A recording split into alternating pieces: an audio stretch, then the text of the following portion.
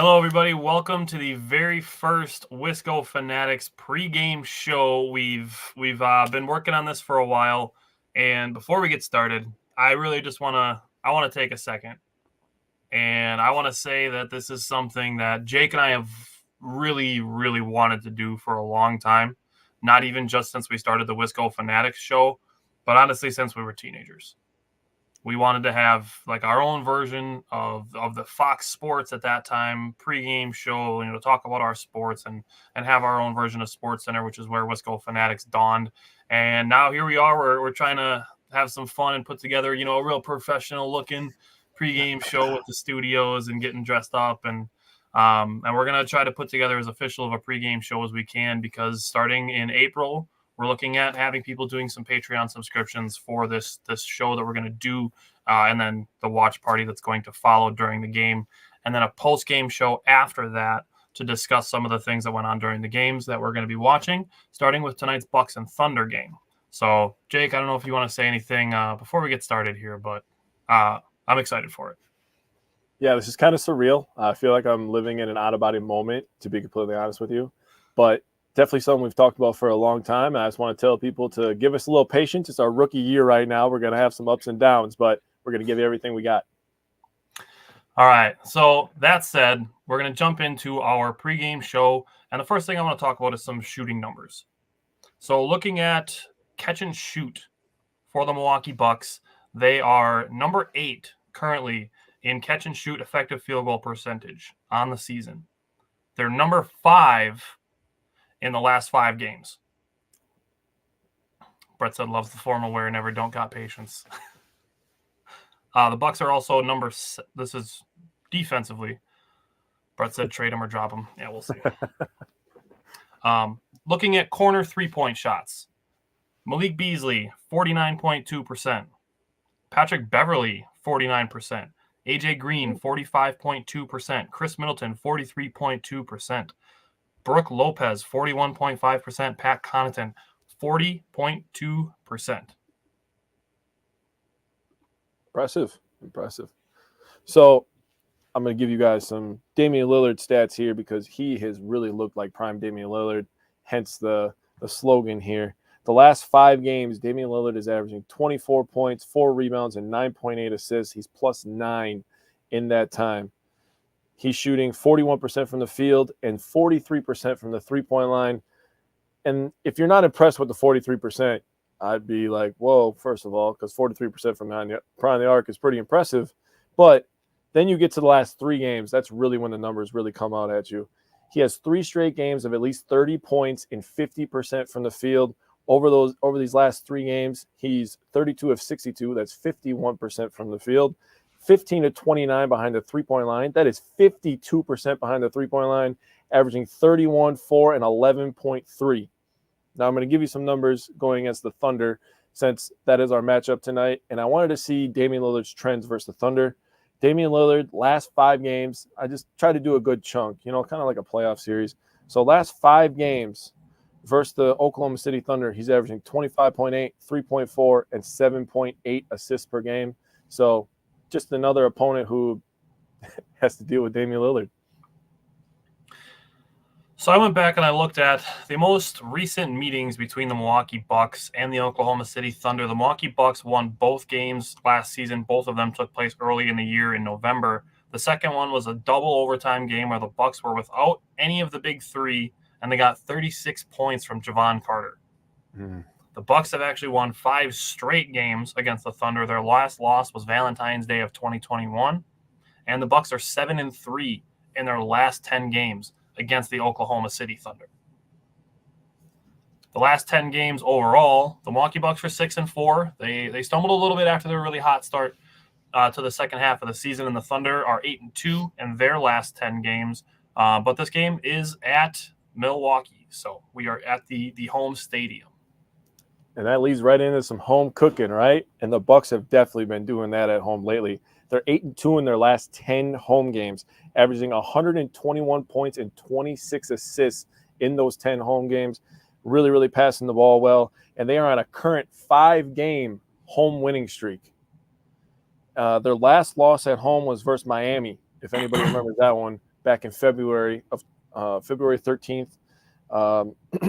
From the field, the Bucks are shooting 51%. This is the last 10. They're shooting 51% from the field and 44% from three at home. 44% as a team. That is astronomical numbers.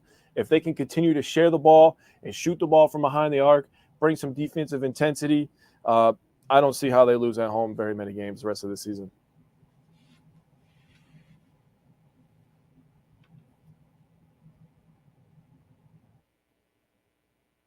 Oh, yeah, my fault. Rookie year. So I have some Giannis numbers for everybody here. Giannis's last 5 games, he is averaging 29 points, 15 rebounds, and 7.6 assists. That's versus Oklahoma City. He loves playing against Oklahoma City. In those games, his plus minuses have been absolutely uncalled for. Borderline disrespectful, in my opinion. He has a plus of 44, 4, 23, 23, and 18 for a plus 112 over the last 5 games versus Oklahoma City. That is an average of plus 22.5. The Milwaukee Bucks absolutely demolished Oklahoma City Thunder with Giannis on the court. So Giannis Antetokounmpo, very good. He has 6 30-point games in his last 10 games. And if you're wondering about the other 4 games, why didn't he get 30 points in those other 4? 2 of those were blowout wins versus Charlotte. One of them was a blowout loss in San Francisco to the Warriors on a West Coast road trip. And the other one was his first game back from injury against the Brooklyn Nets. All right. So I want to throw a couple comments really quick. Reggie said, sheesh, looking sharp. Michael said, all dressed up, looking sharp. I mean, I'm no Steven Watson, but I do what I can. We can't all be Steven Watson as sharp dressed as he is. I aspire to that, though. Yeah, man. Brett said, looking forward to seeing our big 3 finally play together with Coach Doc. This is their 3rd game. The 3rd game under Doc Rivers that Damian Lillard, Giannis, and Chris Middleton are playing together. Giannis and Dame and Chris Middleton are all officially in the starting lineup. The first game since February 6th, with that game where they were in Phoenix when Chris Middleton rolled his ankle. Really quick, I want to address a really out-of-pocket comment that I saw on Twitter. Was that somebody saying that Chris Middleton was the David Bakhtiari of the NBA? Super out-of-pocket thing to say. David Bakhtiari had setbacks from surgeries. Chris Middleton literally landed on somebody's ankle, which is completely out of his control. Yeah. Brett also said, it's going to be nice to have them gel with Doc. Loving it. Like I said, I was impressed with the Celtics with the effort they gave them. Absolutely. Can agree with that as well. Now, I want to get to one other segment that Jake has here on defending Shai Gilgeous-Alexander. Yeah, this one is very intriguing to me. Did a lot of research, and every time that I looked something up, I wanted to look something else up after that and dig deeper. So I looked at Shai's last 5 games versus the Bucks. I was doing everything in chunks to kind of give people, an idea of trends. And his last 5 games versus the Bucks, he's averaging 24 points, 4.6 rebounds, and 5.8 assists. He has a minus 38 in those 5 games, the plus minus. And his last 5 games overall, obviously we know this guy's an MVP candidate this year. Oklahoma City has taken a giant step forward. I believe, are they number 1 or number 2 in the West? They're number 1, I think, currently. I'll double check while you talk. Yeah, they're number 1 or number 2, so they've taken a big step forward. Chet has been great for them as well. But in his last 5 games, he's shooting 50 of 101 from the field. That is 49.5%. That is very respectable. But when you look at it deeper, he's taken 24 of those shots from behind the three-point line and 24 more of those shots from the mid-range. So that's nearly half of his shots. Now, from the mid-range, he shoots well, 58%. He's a killer inside the three-point line. Outside the three-point line, when you push him back a little bit, that's 25%. 6 of 24, that's not very elite. Obviously, if every player is going to have a downfall, Giannis is his three-point shooting and free throw shooting at times too. Shai's is obviously from behind the three-point line, but he can get downhill and he can really finish in the paint. So he's 19 of 30 in the paint, by the way. That's an absolutely crazy, crazy number. And the person that I think is going to have the biggest responsibility tonight, in my opinion, is Brook Lopez. So people get on Brook Lopez, and we need to not to. People need to start giving Brook Lopez his respect, right? Yep. And Brook Lopez has 982 contested twos this year. That is 292 more than second place, who is also in this game. His name is Chet Holmgren. He is in second place with 690. Brook Lopez against Shea in the paint is going to be something that's really going to be key for the Bucks defense. And one other little caveat on this stat is Brook Lopez has 23 block dunks this season. Only Alonzo Mourning has more in a single season. Interesting. So looking at some of the numbers, do you have anything else you wanted to throw out there about Brook Lopez specifically? He's just really good at defense in the paint. Okay. So I looked at the Milwaukee Bucks individual defensive ratings since the All-Star break, and I think some of these numbers are a little eye-opening. So looking at the Milwaukee Bucks, their top 5 defenders since the All-Star break by defensive rating. Number 1 is Brook Lopez at 108.8. Number 2 is Damian Lillard at 110. Now, this comment that came in earlier, and it was Brett when Jake was talking about Damian Lillard in his Dame Time segment, that Brett said the loudness of Lillard haters are pretty quiet. Also, with his shooting, his defensive energy is also coming out. Now, this is something we're going to talk about on our show on Wednesday when we do our full game breakdowns. But Damian Lillard was a big, big part of the Milwaukee Bucks win over the Brooklyn Nets, and not just offensively, in the closing time, the clutch time like we expect from Damian Lillard, but he also made 2 very key defensive plays in that game. Brett said, I hate it when people hate on Lopez, hearing that he's slow. He's going to be by his body type, but he's amazing at defense and helps spread the floor with him as well. And that is exactly what Brook Lopez does for the Milwaukee Bucks team. He's big. Yes, that's going to slow him down because he's not scrawny big like, say, a Chet Holmgren or a Wembanyama. He's not that type of big man. Mm-hmm. He's a big body. He's a big old boy. Mm-hmm. But he does things defensively, and we're going to actually have some plays to talk about on Wednesday when we get to this, that he does things that are high IQ plays defensively. So we're going to talk about some of those when we get to Wednesday's show as well. And then Brook Lopez, obviously, like Brett said, spreading the floor. It's so important to have around Giannis, especially when you're talking about opponents that have big men that can't stay in the paint or near the paint as much because Brook Lopez is near the three-point line, where he has to be respected because he's shooting a good percentage this season. Now, that opens things up for Giannis, and that's the most important thing that anybody on this team can do, is to be able to spread the floor to make things easier for Giannis to get to the rim. So after Damian Lillard, number 3 is Malik Beasley at 110.8. Number 4 is Pat Connaughton at 111.5. Which, just another guy that people need to give some respect to. Pat Connaughton, and we'll talk about this on Wednesday as well, also very important in the Milwaukee Bucks win over the Brooklyn Nets. Yes. And next is Jay Crowder at 112.1. And then Giannis at 112.4. So the Milwaukee Bucks, for people are like, this AJ Green needs to be playing over this guy. He's playing good defense. They need to play him over Connaughton. They need to play him over Beasley. They need to play him over Crowder. You can't just get lost in the fact that guys can shoot. Mm-hmm. And you can't just take a few possessions out of games, which Jake and I do sometimes, to show that guys are capable of doing things. It doesn't mean that they're better at it than others, and it doesn't mean that they're doing this all the time.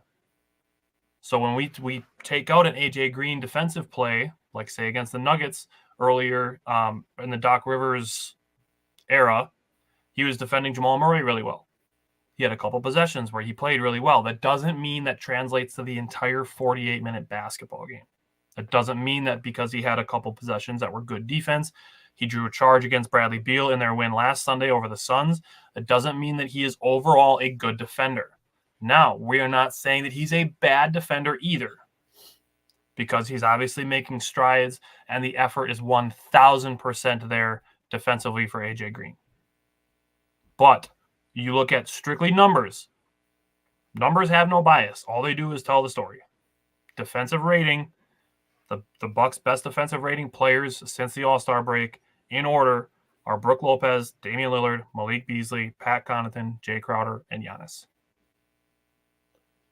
If I could touch base on that AJ Green subject real quick, the confidence that he's playing with on both ends of the court is something that I'm really taking away from watching him.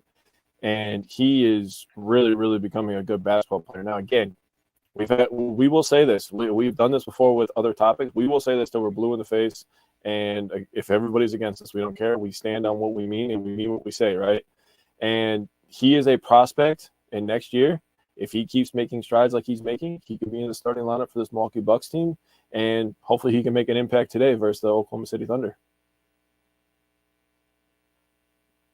Okay, so you briefly touched individually on how the Thunder and the Bucks with specifically Brook Lopez and Chet Holmgren are with contesting shots, with Brook Lopez being far and away number one, and with Chet Holmgren being number two. So looking at it as a team perspective, the Milwaukee Bucks are number 7 at team contested shots, and the Thunder are number 1. Oh. So the Thunder are getting contested shots from other guys, not just Chet Holmgren. Now, looking at the matchups to watch, obviously Chet Holmgren is the guy to watch. Chet Holmgren has not faced the Bucks in a regular season basketball game. Chet Holmgren and Giannis is obviously going to be the number 1 game to watch, or the number 1 matchup to watch.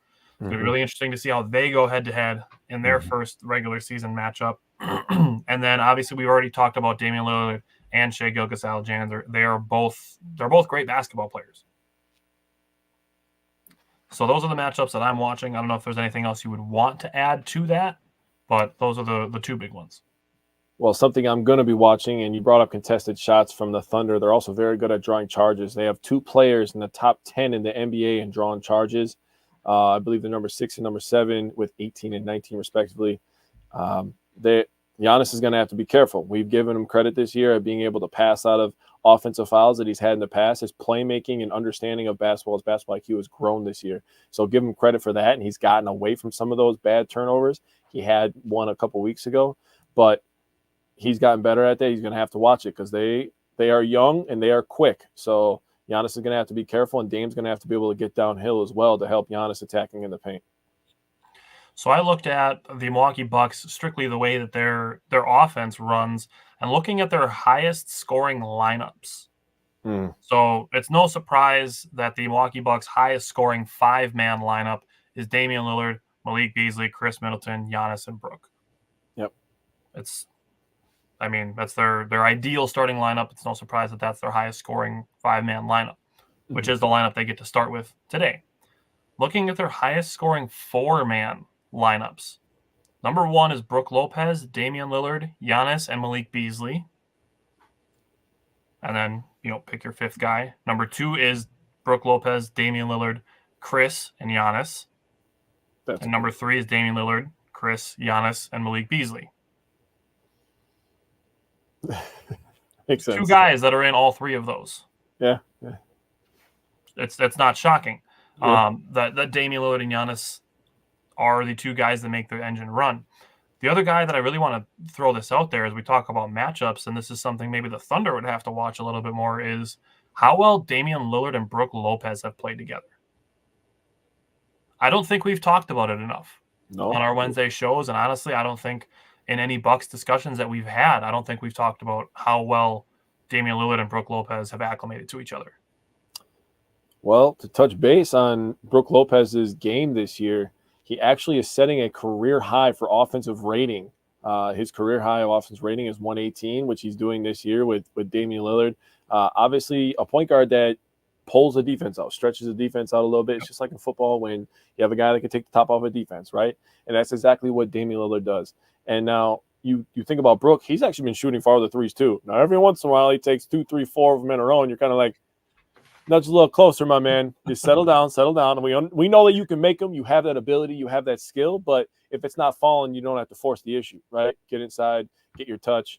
And with that offense, he's had to focus so much on how to fit in with Damian Lillard on offense. I feel like in the beginning of the season, with Coach Griffin, things were kind of falling apart on the defensive end, and he actually has a career low in defensive rating. But as you've said, post All-Star break, he's actually been amping it up and getting back to, the guy that won or was second in Defensive Player of the Year last year. So, with the 118 offensive rating and a guy that's post All-Star break playing elite defense again, that's a pretty good player that we need to stop talking down on, in my opinion. When Brook Lopez is playing that way, and I want to pull up his recent games because I feel like he's been scoring a little bit more. This might just be my personal feeling, and it could also stem from the fact that Giannis and Chris Middleton have missed some games. Obviously, Chris Middleton sat out the second of the back-to-back, and Giannis missed a couple games with his hamstring, which he's back playing for today. But looking at Brook Lopez's his last 5 games offensively, 17 points, 8 points, 10 points, 19 points, and 7 points. It gets to the point where you look at some of those games, like the Sixers game, the Brooklyn game, and even the Phoenix game when he had 10 points, but he was still shooting efficiently, which all of these games outside of the Kings game, which none of the Bucks players shot well. It's when you get into that type of category where he's giving you those games that you get to start saying the Bucks have a big four.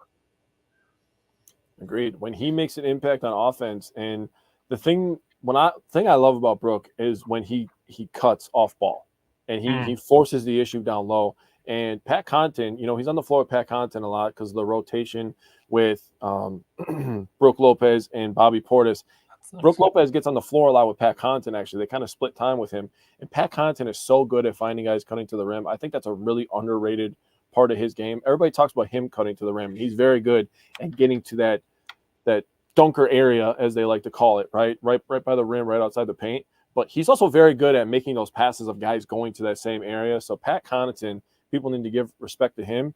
And when Brook Lopez finishes, man, it is thunderous. He doesn't have the hops, but he is a humongous human being, and I get fired up when he dunks it. I mean, Giannis dunks it, it's awesome and all that stuff. But when Big Brook throws down a dunk, man, it's something else. The other guy that I want to talk about, and I'll just throw this out there on your guys, you're talking about guys that are good at cutting, is Jay Crowder. Jay Crowder is a great cutter off the ball. Yes. He finds his way to the front of the rim when guys are driving to the basket, and it's really good by him. And then the other guy that I want to talk about is Bobby Portis, because since the All-Star break, looking at his numbers, he's really putting himself back into that 6th man of the year consideration. So these are Bobby Portis's numbers offensively since the All-Star break. He's averaging 16.4 points. He's averaging 8.5 rebounds, 1.4 assists, almost a steal a game, and almost half a block a game.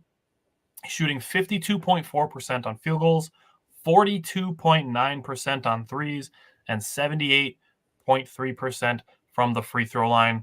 Bobby Portis has been fantastic since the All-Star break. Some of those threes he was making against the Celtics the other day were absolutely cold-blooded.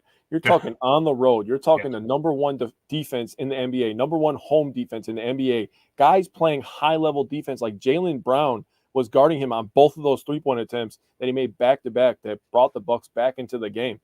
Those were some crazy shots, and those were catch and shoots. He absolutely is filthy from the left side of the floor. If you watch him, he operates mostly on the left side of the floor. So Bobby on the left side of the floor is a killer. And then you got to worry about Giannis coming downhill, Damian Lillard from the top of the key. He's also very good from the left side of the floor. But, man, Bobby Portis has been everything, and I kind of give credit to Pat Bev. Pat Bev has really done what we asked him to do and unlock the dog that is locked inside Bobby Portis. Yeah, it's for sure there. Steve, I see you. Appreciate you. Brett said he's so passionate. I love it of Brook. You guys think AJ is going to steal some of Pat's minutes for the playoffs? Personally, no. For me, I think it'll be matchup based, and I think that's exactly how Doc's going to operate. That's how every good coach operates. If Pat ends up, and he's in foul trouble, say Pat gets in foul trouble, which is completely, reasonable in the playoffs, especially in the NBA. Say he gets 2 quick fouls. I think AJ could take some minutes, and if he hits some threes and he's feeling good, maybe he does for that game. As an overall standpoint, no. Yeah, it's when you're looking at rotational, things specifically. Pat Connaughton is in that usually about 8 or 9 guy rotation. So obviously you have the starting 5. Then you're looking at Bobby. You're looking at Pat Connaughton. You're looking at Beverly and Jay Crowder. Yep. Those are your 4 guys that are going to play off the bench in the playoffs. Yep, agreed. And you'll see. I mean, AJ might be the only one outside of that 9 guys that gets mixed in at all. I agree with that as well. It doesn't mean, which I still see this too often, doesn't mean that Marjan and Ajax are just useless or that Doc Rivers isn't trying to develop young players. We've had this discussion. Jake and I have had this discussion on our Wednesday shows probably 100 times. This is not the time to develop young players. And as a contending team, you are not developing young players. You are trying to develop the rest of your team to a championship, especially one that's had guys missing games to injury. Yep. You put yourself in a situation where you're like, you have a fan base that sees Damian Lillard come to Milwaukee, and everybody gets excited, and we start thinking about that Larry O'Brien, and rightfully so, right? You equip two guys that their skill sets, marriage-wise, looks amazing. And you start thinking about that Larry O'Brien, and then on the other hand, you have people who are still stuck on the developing young players thing. You have to pick a side. Do you want to develop young players and think of the next 10 years, or do you want to win now? Because that's the mode that Giannis is in right now. And if your franchise player is in win now mode, and you bring Damian Lillard, who's obviously in win now mode as well, he doesn't have a ring. He would love one. Yep. I think you pretty much made your decision of, and we should all follow the leaders, and that's Giannis and Dame. And not to mention Chris and Brooke aren't going to get any younger. I'd love to see them get a second ring on their fingers as well. Yep. Brett said, Bobby, we have Pat, Bev, we have Bobby Portis, Crowder, we got the dogs. It's a shame because AJ deserves it with his hustle and his huge shooting ability. He deserves a little time. It's championship, especially when we traded our future, because that's all that matters is the title. That's why Giannis signed these 3-year extension, because he saw the Bucks are serious. And that's obviously true. And that's where we're at, is we're in a win now mode. And the Bucks aren't going to keep young players. They're just not. They're going to keep some of them, obviously, to try to keep the window open longer. But the Bucks they're not in a position to be trying to develop younger players over playing the guys that are going to play in the playoffs. Yeah. Even if Doc had continued using Marjan and Ajax, they weren't getting playoff minutes. It's just not going to happen. No. That's why they have veterans. And the caveat to that is, people are going to be like, well, in 3 years, if Marjan doesn't work out or Ajax doesn't work out, people are going to be like, well, we should have been playing them back when we had Dame and Giannis in their prime. No, because if we win 1 or 2 titles, I promise you I'm not going to be sad about Andre Jackson Jr. not working out. No offense to him. I hope he does work out. He's a Milwaukee Buck right now. Tremendous upside, good hustle, good defense. I hope he does. And I have faith in this coaching staff as well. Mm-hmm. You guys have to have faith in the coaching staff that they're doing the right things behind closed doors, which obviously none of us get to see. I wish we did. That'd be a dream come true. All right. But you got to trust them too, that they're working on their weaknesses in their game. And you got to put some of the pressure on the individuals. Right? Those guys know that they're not getting minutes right now. It's championship or bust right now. So with those guys doing that, you hope that they put in the work. You hope that the coaching staff puts in the work with them, which we have some of the same coaches that developed Giannis, Oppenheimer, by the way. I'm pretty sure they know how to develop young talent. So I'm just going to enjoy the ride, enjoy us, hopefully holding up that Larry O'Brien at the end of the season. And in 3 years, I'll worry about Andre Jackson Jr. and Marjan in those 3 years. Yeah. I'll say one step above that as well is trusting John Horst. The things that he's done with this Bucks roster, even just since like 2019, is really honestly insane. Mm-hmm. We've gone through the trade tree that took us from Eric Bledsoe to Damian Lillard, and just that progression of trades that John Horst has pulled off since then is wild. We are like 12 games away from the playoffs, and I'm like, we have Damian Lillard on our team. And on top of that, man, re-signing Chris, re-signing Giannis twice, re-signing Brook Lopez, keeping the core here, bringing in Bobby Portis on a pretty team-friendly deal, in my opinion, getting Pat Connaughton to sign cheap, the turmoil with the coaching staff and ending up with Doc Rivers, who, if you're gonna take a team in the middle of the season, why not make it Doc Rivers? The guy's been through everything under the sun in the NBA world, right? So, hats off to him. He's done a tremendous job with the pressure put on him in a small market to keep a championship contender like this together for this long. Yeah. Brett said the same with Malik for cheap, really.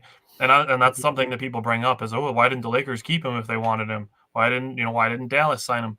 He was offered a chance to start in Milwaukee. He took less money to come here for a chance to start. And Brett, I'm gonna put you on a little bit of a spot here. If you are wanting to re-sign Malik Beasley, then you have to be willing to accept less minutes for AJ Green.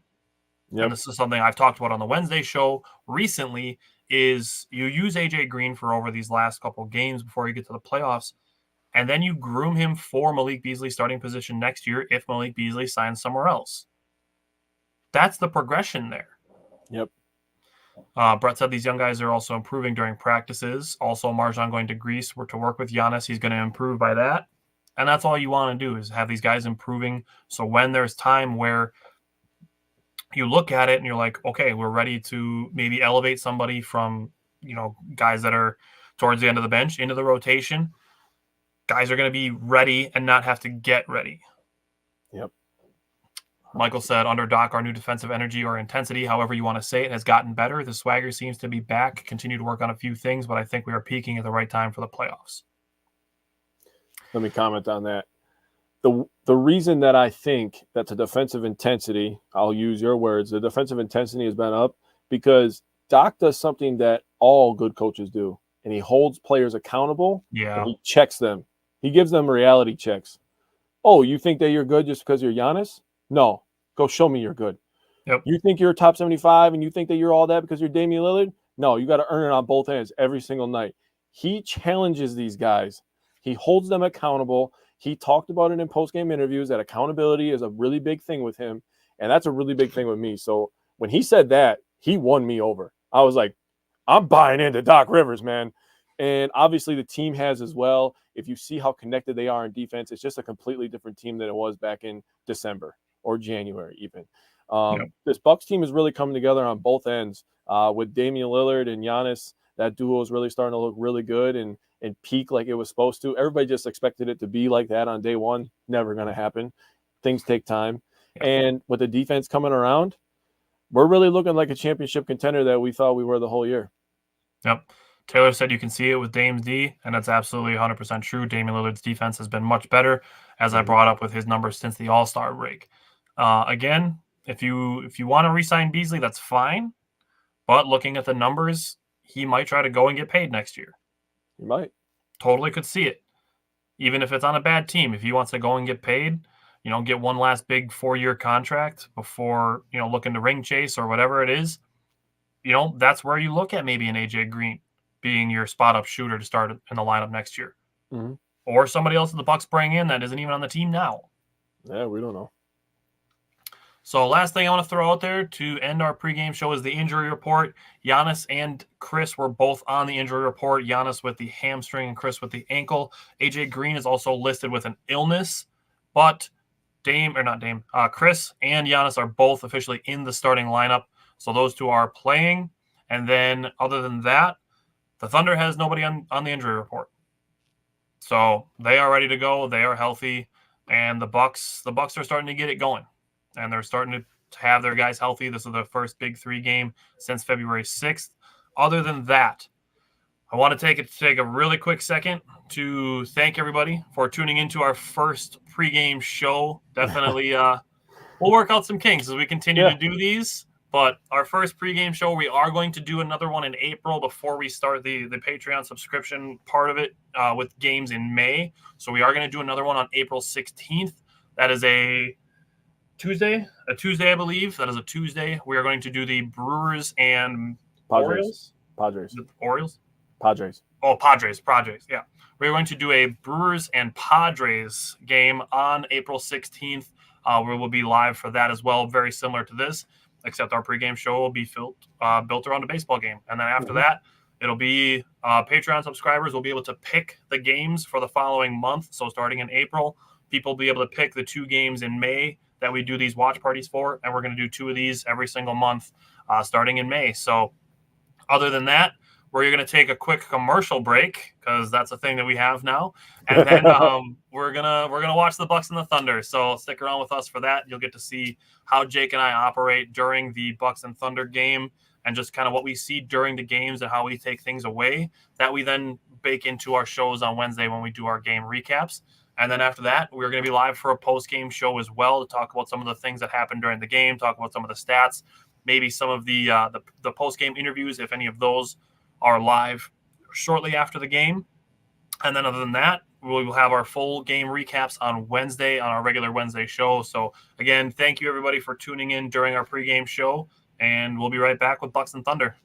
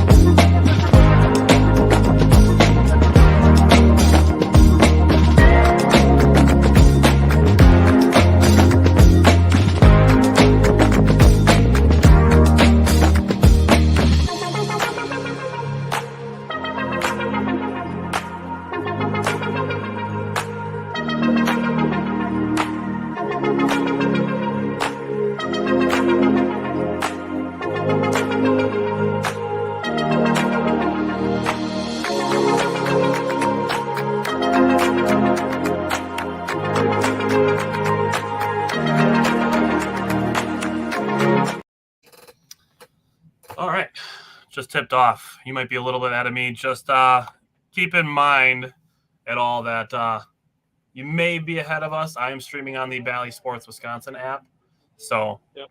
if if you're a Bucks fan or a Brewers fan, you probably know that this app isn't the best. So you might be a little bit ahead of us, but we'll be as accurate as we can as far as timing goes. No spoilers, by the way. I'll try my very best. I wasn't even talking to you specifically. I was talking to anybody who's watching either. No spoilers. I know, but usually, if we're like playing Xbox or chit-chatting, I'm ahead of you a little bit in the game, and I'm like, oh, my God. I'll have to keep my reactions down a little bit here.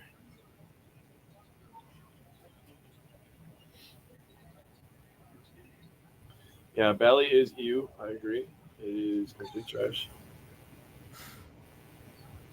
Yeah, Taylor said Bally is you.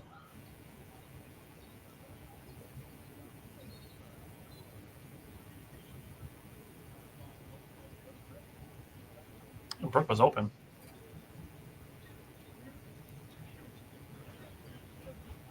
It's interesting that I don't know, it might have been a switch, but it looks like they're putting Shea on Middleton. Probably keep him out of foul trouble, to be honest with you. Or they don't want him to. They don't want Middleton to cook Giddey. Yeah, good. He has good size too. So good take.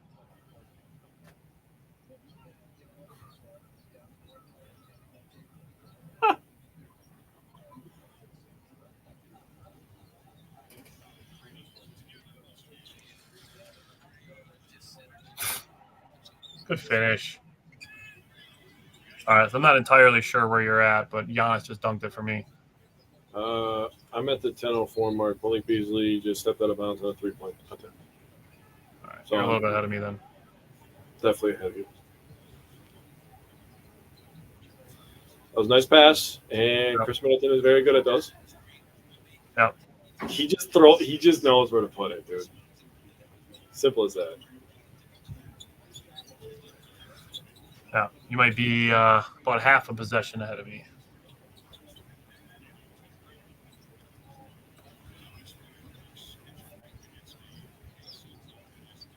Oh, good D, Dame.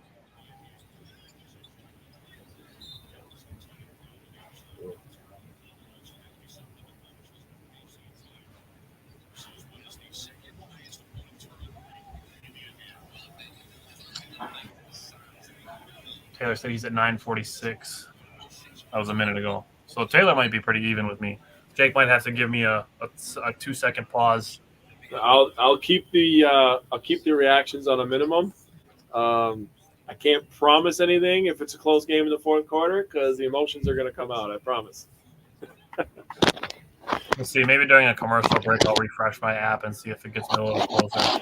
Yeah, I'll try to pause it or something too.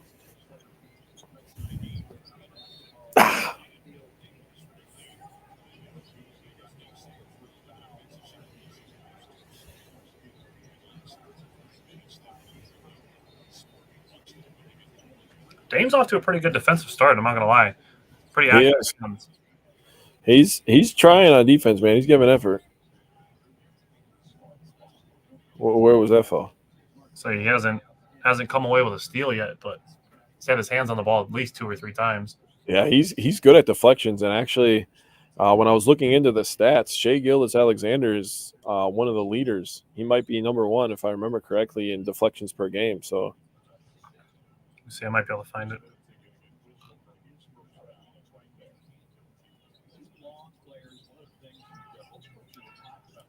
There's a 2-man game. Oh, now he's going to cook. Shai is number 1 in deflections total. Caruso leads in deflections per game, and Matisse Thybulle leads in deflections per 36 minutes. Oh, okay.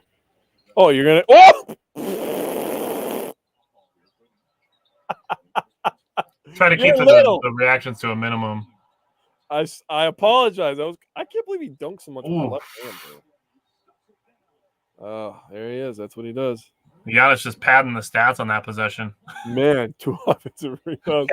2 offensive rebounds and a dunk. What's up, Simon? Hey. Early Yeah, give me a pause on the free throw. You love the early mean mugs. Well, Giannis going a little bit stagger step, right, left, right at the dot, and that's how you got to finish inside. And then at the other end, Shea Gilgeous-Alexander. Side note: the Brewers, the Brewers beat the Diamondbacks 14-4 in spring training today, so that happened. Jesus. That was a big point of emphasis with the Bucks in their round and walkthrough today, not allowing him to get into the paint. So we'll see how that plays out tonight.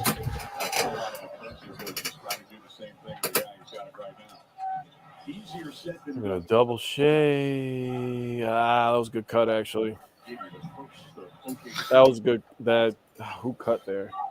Because he absolutely saved Shea. Good double team by the Bucks. There's Brooke. There's Brooke. Stretching the floor.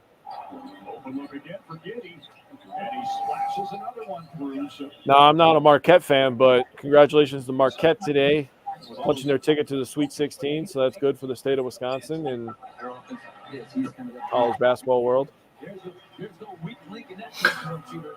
That's growth from you. Talking about Marquette. Hey, you know, I give respect when it's earned. Getting into the Sweet 16, first time in 11 years, they earned it. I was shocked. I sent this to you and Mike this morning, but I was shocked to know that Illinois hasn't been to the Sweet 16 in 19 years. Yeah, that's intense, dude. That's crazy. Yeah. Taylor was talking about the Brewers spring training game that Sal and Reese Hoskins went back-to-back. Willie Adames hit 3 home runs, and Luis Lara also hit a home run. So, Taylor, now that you brought that up, I'm going to bring up something I was talking with Tyler last week. On the way to work, I like to listen to the Bill and Rookie Experience or whatever they call it on 107.5, The Fan. And I don't listen to Bill Michaels if Brett's still in here. But because I absolutely refuse to listen to that guy. His analogies are garbage. So I'm not going down that road.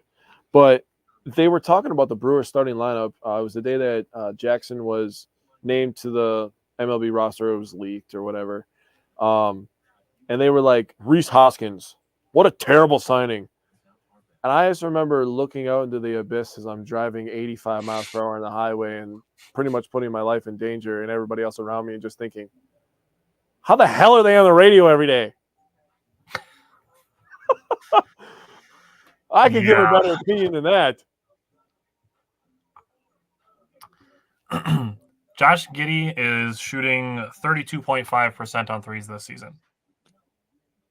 Wow. So the fact that he's hitting some threes, like I'm not super upset about it because that's generally something you want him to do because he's not that great at it. Taylor, I am also a 97.3 the game guy. Oh, I wish I could. I don't know if that comes in by me. I'm all the way up in Fox City, so I don't think I can listen to that one. Do.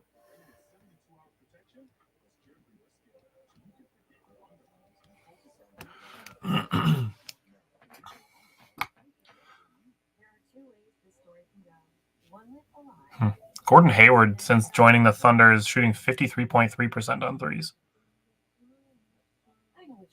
Oh, God. Jalen Williams, 44.4. Oh, it's on iHeartRadio. Oh. Taylor also said Chuck Feedman on Locked On Brewers is a joke, too. He doesn't like the Sanchez deal. Listen, and I've talked about this a little bit. Taylor is in the one group chat that we have that we talked about this. After Brandon Snide left Locked On Brewers, I gave that show a couple episodes to bake, and yeah, I'm not a fan of that guy either. And it's like that guy too gets to be paid to be a podcaster just to be constantly negative and then negatively affect other people. It drives me nuts. And that's one of the reasons why we do our show the way that we do, is so that we can positively affect other Wisconsin sports fans instead of just being like, oh, the Badgers lost to James Madison. We need to fire everybody. This team sucks. Like, pump the brakes a little bit once in a while. Is there a conversation to be had? Yeah, maybe. I'm not upset if there's a conversation to be had, but just straight up being like, you know what, you haven't made it to the Sweet 16 in whatever years, 6 years now, 7 years. Like there's a lot of teams that haven't made it to the Sweet 16 in 7 years. We just talked about two of them. And on top of that, we relayed a stat on Wednesday talking about the Badgers have the most bowl games and NCAA tournament wins in the last 30 years. The most out of anybody. Anybody. All of them included. And then also this year alone, just football and basketball season, there was 21. Just 21. Now you're going to think 21, that's a lot. No, when you consider how many D1 colleges there are, it's really a tiny number. 21 colleges made a bowl game and the NCAA tournament, and Wisconsin was one of them. So stop your bitching. As far as Gary Sanchez goes, there are sites where you can literally look up what guys' like player values are monetarily. Fangraphs is the one that I use when people bitch about Christian Yelich. You can look and see what their seasons like have been worth based on previous seasons. Yeah. And then you can look at what players, there's articles out there. I've shared them. We've shared them on the show page that show you, what guys based on what they've done and where they are in their careers could be worth in free agency. And Gary Sanchez could have been worth up to $13 million per season. And the Brewers are paying him $7 million. And most of it is incentive based. Wow. Michael said Haas, he needs to make the Brewers roster. He's been great. Jake, did you have him making the roster too? I did. I had him making the roster as well. Yeah, both of us have him making the roster.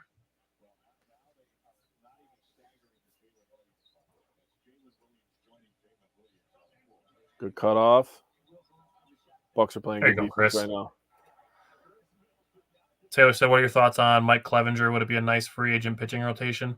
If Wade Miley's healthy, I don't think we need to. I agree with that. Uh-oh. Yo. We may be losing this game by a couple points. Bucks are playing with good energy. Bucks are matching the Thunder's energy. They just made a couple more outside shots. That's my opinion, and I agree, Taylor. Bobby. Yeah, Bobby's doing work on the boards. Yeah. Bucks Taylor, as far as the pitching staff goes, if where the Brewers are right now, they're a very young team. I would rather see Ashby brought back up. He's starting in AAA. I'd rather see Ashby brought back up, and I'd rather see Robert Gosser in the rotation than signing somebody just to try to add some experience to the starting rotation, especially if Wade Miley's healthy, which he pitched yesterday. I think he pitched 2 full innings. So I'm not super worried about the rotation. And the reality where the Brewers are is they are young. So I'd rather see more young guys. And I saw somebody today complaining about why Robert Gosser isn't on the opening day roster. And it's like, again, I'm just going to throw this out there. Maybe you watch the Wisco Fanatics show. But Robert Gosser, Pat Murphy, Brewers manager, was asked about him. And he literally mentioned that there are 2 13-game stretches in the month of April when talking about Robert Gosser. So he may not be starting on the opening day roster, but he's going to be up in April. Yep. I would throw all your chips on it that Robert Gosser is going to make his MLB debut in April. They're going to start with more bats on the roster because they have a game, off day, game, off day. So they're going to put more bats on the roster for those 4 games. And then once they get into that first 13-game stretch, one of them's going to AAA, and Robert Gosser's coming up to make one of those starts. I agree with that. And that's how baseball works, man. There's so much movement in the roster because, in some instances you need more arms, like you're talking about. In some instances you may need, more outfield, or you may need another infielder, utility guy, right? Like, just in general, baseball has a lot of player movement, and that's why they have the rules in place with the how many options a guy has to move up and down in the minors. So just something to keep in mind. Don't get too high, too low, especially in baseball, man. I don't know how many times Tyler's had to lay this out there for you, but it's a long year. Super long. 162 games. That's all the games. That's so many games. That's so many games. With twice as many games as there are in basketball. I'll throw this out there too, with the Brewers being super young. don't be surprised, and please don't freak out if Jackson Chourio or Sal Frelick gets sent down to AAA. Yeah. That's why they have options. Yeah. That's why they're called options. Yep. And it might not even be that they're doing something wrong or whatever. So if people are like, oh my God, the Brewers sent down Sal Frelick and he's batting 280, how could they send him down? Get somebody else some reps to get, maybe to get Sal some more at bats. Like, it could be anything. Doesn't need to be freaked out about. I agree. Uh-oh. I really like Gordon Hayward for the Thunder. That's a good pickup for them. Ooh. It was good D by Jay Crowder. Yep. All of that was tremendous by both teams. The Thunder did a very good job cutting off our driving lanes and closing out. The Bucks did a good job keeping the ball moving. That was tremendous. That was very good. And Shea Gilgeous is he's got the Devin Booker sickness right now, dude. He's got a little case of chicken wings.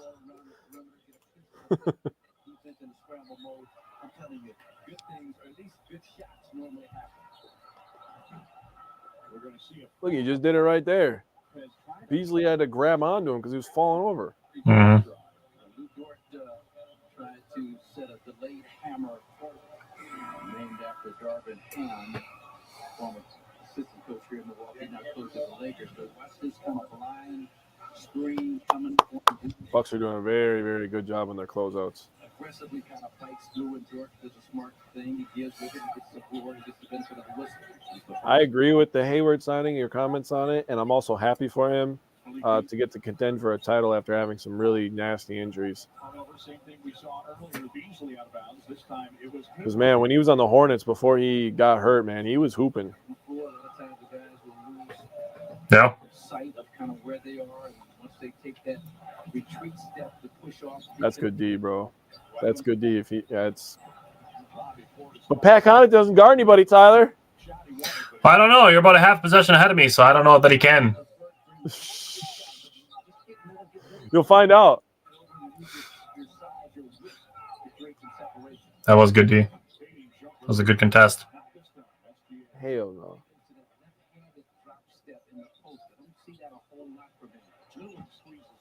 They're making him work a little bit. I like that. Uh-oh. The Pitbull's coming in. The Pitbull's coming in.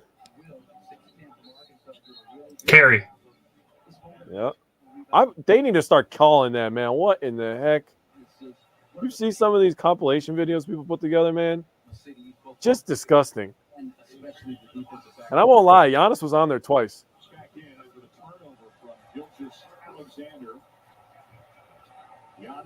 Baby him. That's right. Give him the ball right back. No chance. Giannis lowers his head. Drives the typical double team.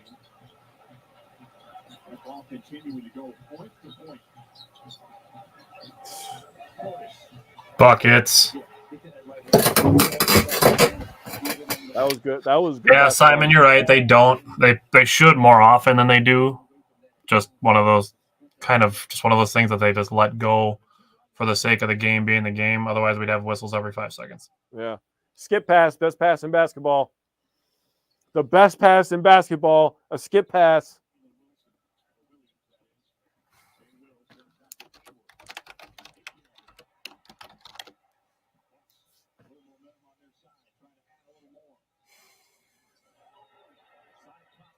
Man. Pat Connaughton, 3-pointers. Told you, corner threes, over 40%. Yo. Dude. Bobby's going at these little young guys, man. He don't give a crap. You're too late. You're too little. I don't even see you there. Dude, Jay Crowder showing the basketball IQ of the last 2 passes. Getting a reset so Bobby Portis can go into the post, entering it into the post. Great job. And then the skip pass to Pat Connaughton. On top of that, in between those passes, he did a great job doubling down on Shea at the free throw line area, kind of causing havoc there. And it kind of felt like a forced 3-point shot because he was open. I don't think that he really wanted to shoot that. They're showing a lot of bodies to Shea, which is good, Yep. I think. Hey, Bobby's going to get it right now, Taylor. He's going after it. So now it felt like earlier to me, the Bucks had to match the intensity of the young Thunder. Now it feels like the Thunder almost have to. Oh my goodness! Now it feels like the Thunder have to match the energy of the Bucks because the Bucks are just playing hard. Sheesh. DPOY Giannis is back, people. Oh my! Oh, my ball goodness. too. Oh, Sheesh. that was nuts. And of course, they get a 3 out of it, anyways. That was a nice shot. It was in rhythm. Touche. There you go. Now move. Give it back. Right idea. Keep an eye on Jay. That was the right idea. Yeah, that's what we talked about. Jay Crowder being a good guy cutting the ball. Yep. Giving his guy an outlet, crashing the defense as well. So if he gets it and he has the wherewithal, he can kick that out too. Now you gotta feel a little bit rushed. Pat's gonna throw something up. Not a bad shot.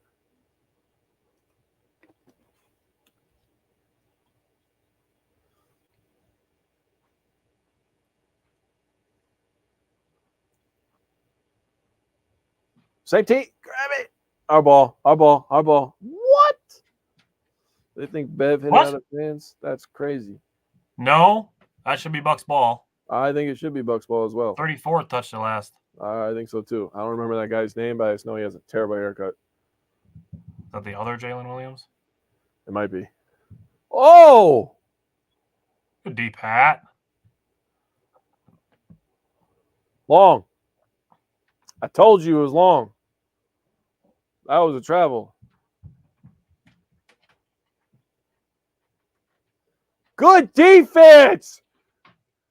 Good defense. Swarming everywhere. Get out of here Damn. with that. Wow. Bucks don't play defense. Come on now. That was good team defense. They were That was swarming crazy everywhere. defense, dude. That was awesome. Wow. That was awesome. Give me one. Give me one. Oh, I wanted it so bad. Come on. Oh, we're in bad position. Step up, Bobby. Rebound. There we go. All right, come on, boys. Let's get one good one. Get one good one. I respect it. Forcing the issue.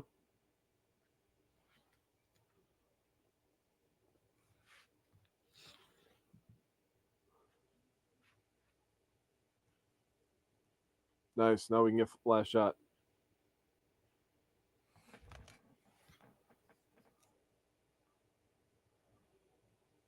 Nope, I lied. That put us in the bonus. All right, knock down your free throws.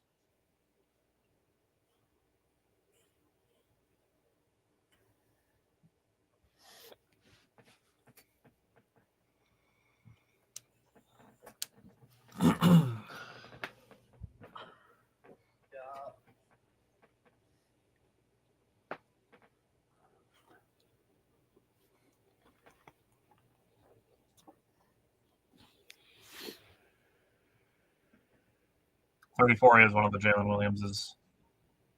Oh. I was going to look him up. I didn't want to see that haircut. They're making free throws. Yeah. Again, got Mike Muscala out here paying homage to Dan Gad's reach with the 50.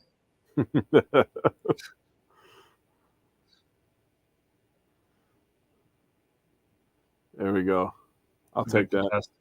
I'll take that first quarter. Yeah, that was a solid quarter. Saw some good defense. Saw a couple good offensive possessions. I think they'll get some more shots to fall as the game goes on, as they settle in a little bit. Obviously, that big Giannis block. And the Bucks, they cooked a 14-2 run in the middle of that quarter. Yeah, that was nice. And it really kind of started when Bobby Portis came in there, man. He started injecting a lot of energy into us. I like it.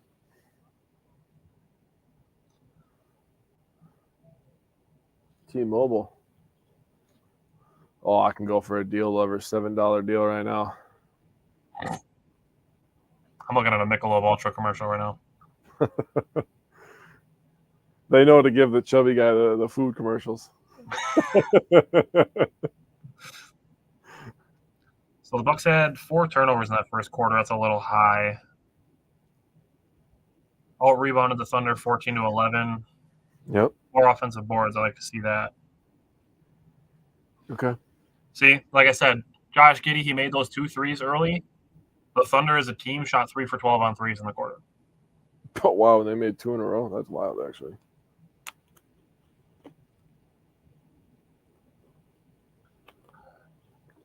Jalen Williams 0 for 2, Lou Dort 0 for 3, Chet Holmgren 0 for 1, Gordon Hayward 0 for 1, and Isaiah Joe 1 for 2, and then Lindy Waters was 0 for 1. Their 3 3-pointers is Isaiah Joe, that one where he was in the corner where you said it was in rhythm, and then Josh Giddey. That's their 3 3-pointers. Yep. Huh.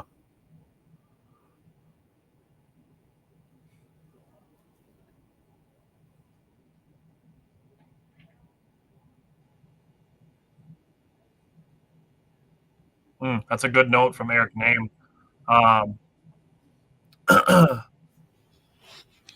8 of 9 Bucks that played in the first quarter scored points. Oh, wow. And yeah, can confirm Beverly was 1 for 2 at the free throw line, so that was his. But Malik Beasley is the only one that didn't score, and he did not take a shot. So wow. Connaughton was 1 for 1, Crowder's 1 for 1, Bobby's 2 for 4. Yep. Interesting. So Lillard and Middleton off to a little bit of a slow start, but not worried about it.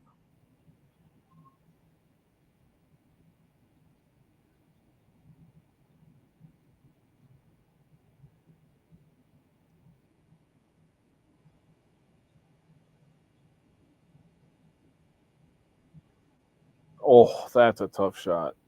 That's a freaking tough shot, dude. Holy crap. That's the good I got Jalen rolls like Williams. that. I just got to start throwing the ball higher off the backboard, I guess.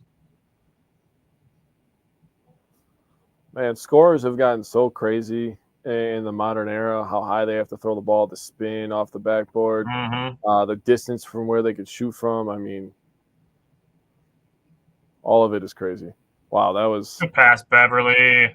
Pat Bev being in the right place at the right time, man.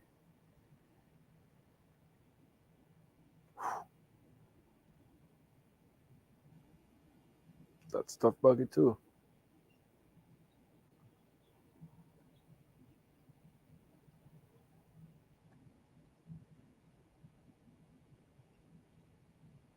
No. Oh, you're going to like that. Oh, yep. Said it in the pregame. Jay Crowder, good cutter. That was nice.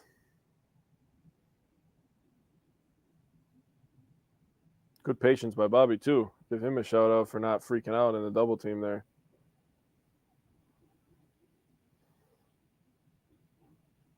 There we go. That was good D. Yeah, it was. See, if you're going to force a dude that high or that big to shoot a contested fadeaway, take that.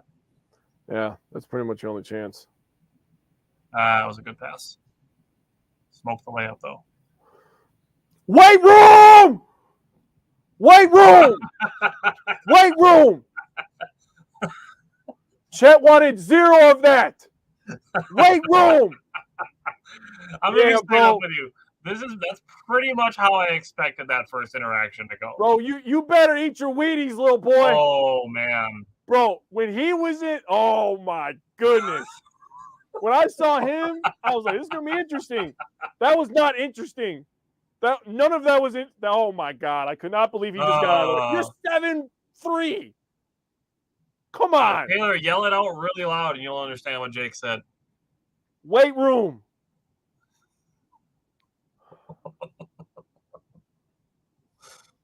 Too much weight room, bro. That was a line drive. Jesus, Giannis. Take some second chance points. I'll take those. Hit it, Pat. Pat. Oh, man.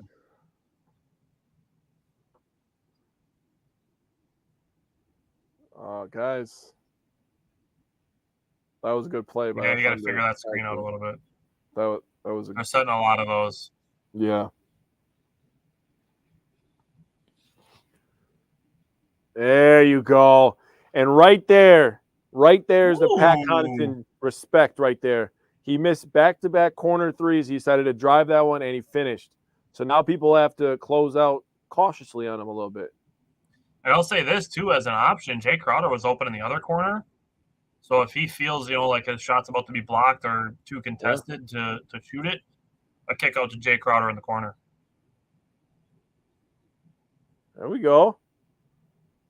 Pat showing the ball. Oh, of course he makes that one. Showing the ball handling.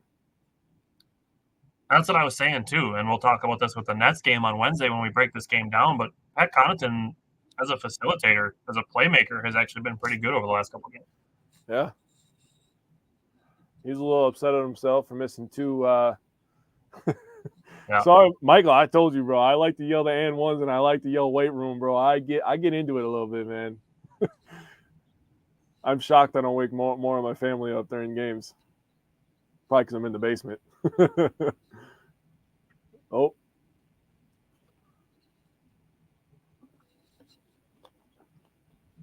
Don't go in there, bro. You don't want none of that. You don't want none of that. Good foul. Good foul. Good foul. I don't think he wanted to do it, but that was a good one because they were up to 3. Their ball movement was flowing. Yep. Let's make them take it out of bounds. Let's get a little reset, match up real quick here. That's the thing about the Thunder that's so impressive, man. They have so many guys. They're all so young, so many ball handlers. I mean, everybody can create their own shot pretty much.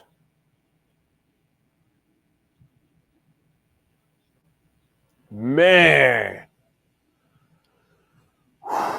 Listen, if that's the shot that you're going to be taking all game, you better hope you're making a super high percentage because that's an insane shot. Yeah, that was insane, actually. Bobby's shooting this 100%. It did way too little. What are we doing here? Call it 3 seconds on Giannis. Bro, that was a crazy shot. That's ridiculous. I couldn't believe he made that. It's like that game winner that LeBron made like 5 years ago. Jeez, bro, that's because he freaking owns the Raptors. God, I can't believe that was that long ago now. It was probably longer, to be honest with you. Yeah, it probably was, but holy shit. Dame, Chris, Giannis, Bobby on the floor. Is that Jay in the corner? I really like this lineup. Oh, Pat. It didn't shock me, actually. Well, probably with Beasley more than Beverly, but yeah, Beasley instead of Beverly, I could see this being the Bucks' closing lineup. In any situation, I'm actually okay with Beverly over Beasley, especially in defense. And like you were saying with the corner 3-point percentages, but yeah, Beasley just gives you that much more punch from the corner. Right. Bro, Bobby's in the bag right now. Holy cow. Said it. Since the All-Star break, he's balling. The confidence. He has the confidence back. Bro, what are you? Was that travel? He did drag the foot too, but that was good defense. We'll take it. Oh, I thought you were about to do something disgusting with a 3. Bro, Bobby's on one right now. He's getting me a little amped up, bro. Oh, say it again. Say it again. Dog, that was about to be weight room too. Weight room. No, Tyler, you know what I should say? Flashback with Jason, dude. Freaking mouse in the house. Good old 2K. What, 2K18? Oh shit, maybe 17 or 16, man. A long time ago. We were some young pups back then. That might have even been like 14. Man, it was a long time ago. That was right around the time that Lily was born. Yep. Cook 'em, Bobby. You're right. Too little, Bobby.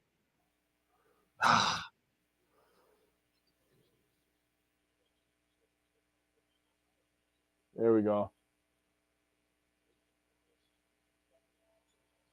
Oh, man. Oh, man. Oh, man. Oh, man. He's feeling himself right now. Yeah, And they're gonna Bobby's keep cooking doing right it. now, Taylor.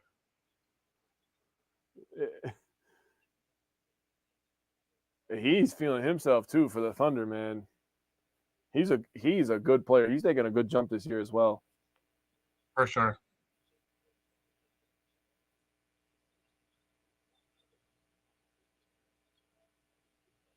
Whoa. Oh, Oh, I like that. I like that. good Ah! ball Give me another one. movement. 2 for $1. Oh, damn. What? Damn. That sucks. That was really good ball movement, that possession. Damn. It's all right, Chris. You get the next one, brother. You watch any of the Pat Bev, like little clips or anything like that? I get a lot see of their some clips. pop up once in a while. You see the one where he was talking about playing with Middleton for the first time? Yeah. I forgot the co-host name on there. But Road. he goes, yeah, that's what it is.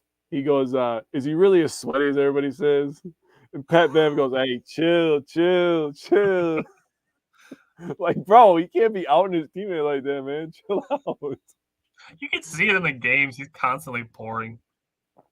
Yeah, Aiden was freaking out. He was like, because if you don't watch our Wednesday shows, my stepson always calls him his uncle.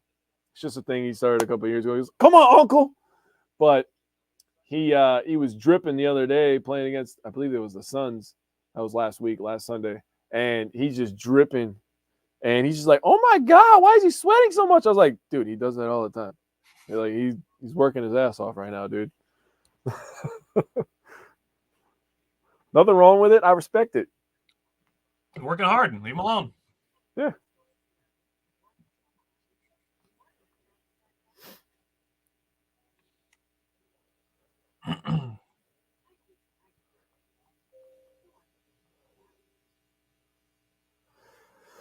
Ooh. Crap. T-Mobile.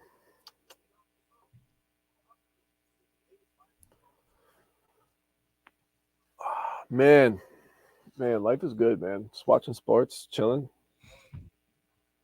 Bobby Portis commercials. I do not like the weather, though. I'll say that, dude. It is trash outside right now. Well, I am currently in my basement and I cannot see outside. So all I know is when I came in. I can see in the little window right there. I'm in my basement as well, but it's well, it doesn't look like it's snowing anymore. Oh, we're gonna get more. Ooh, we're getting lucky. We're getting lucky. We're only getting hit with a little bit of that, man. People up in like Shawano, New London, Marinette, they're about to get destroyed. Super.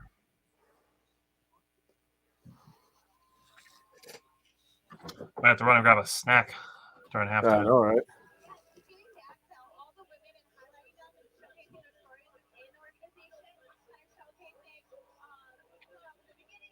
Yeah, it is really, really wet, Michael. I've had to take my puppy out a couple times, and she's half husky, and she just wants to play in it, and I'm like, absolutely not. She likes to like dig her little nose in there, and it's hard to tell her no because she's so cute. She's got such a little head, but I'm like, we gotta go inside, you little butt. Bring her inside, and you have to dry her off and stuff. She don't want her getting wet everywhere, so it's been an adventurous week for me. I'll tell you that. If the Bucks just knock down some open shots, I think they can pull away. But that is credit to the Thunder. They play good defense. Yep.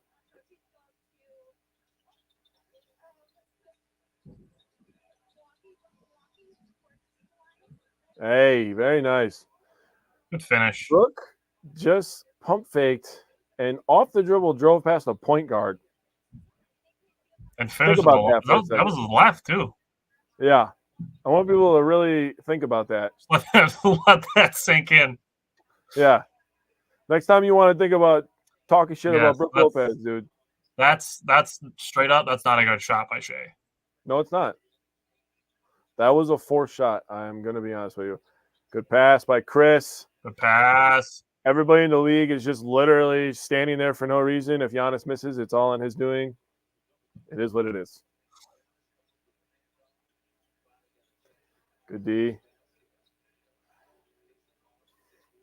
Yeah, they say a lot of those screens. Holy crap. Yep. Said a lot of those pin down screens.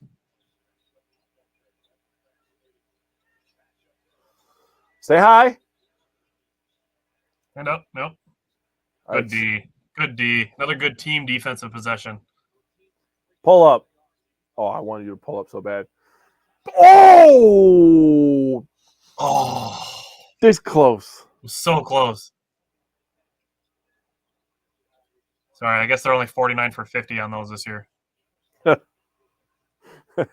Too little. Yeah. Ah, damn. Oh, he looks like a guy that hasn't played in 5 days. Yep. That's all right, Chris. You'll be all right. You'll be all right. 2 halves, buddy. 2 halves. Chris has entered the portion of his career, and I do this with a lot of athletes, where like if they make a mistake, I won't bitch. So I'm like, I respect your game so much that I'm not even going to say a word about it. I know that you're going to figure it out. Here's the thing with this, too. You don't have to say it. They know. Yeah. Oh yeah. And I promise you, they know more about their game than we do. Because as Easily. much, as often as we watch games, and I do my best to try to watch games twice so I can find games to pull clips from for us to break down some plays. Mm. There's still there's no comparison to what NBA teams are doing, like with video departments and stuff like that. Man.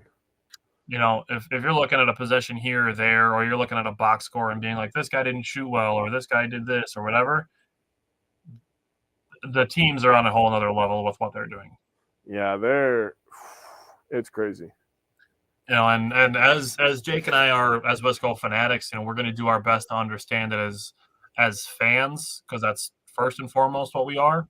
Mm-hmm. But I promise you, we are going to as many sites as we can, watching as many games, obviously watching all of the games and trying to watch them more than once and break down plays with Yep. what we know about basketball and the Yep. statistics that we can find to try to understand the games as best as we can.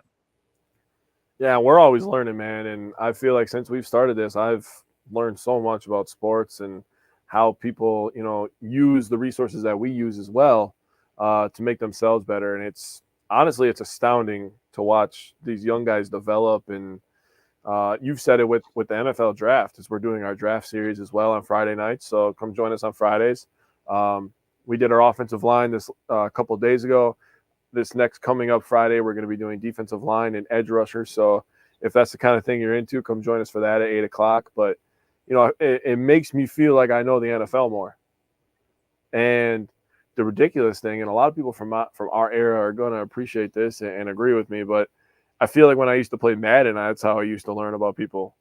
And as silly as it sounds silly, saying it out loud, but it's absolutely true. You go through the rosters and you see this guy, and then you're watching all the games as, I'm an adult now and I could buy an NFL Sunday ticket and I can watch all the games. And it's just like, oh yeah, that guy, he's pretty good, and learning about the NFL rookies, coming into the league and seeing where they go. And we've talked about it tonight. He already has 10 points and 10 rebounds. That's absolutely ridiculous.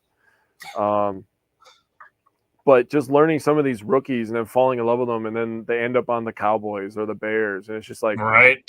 Well, that's not great for my personal opinion. Ooh, that was a traveling slip.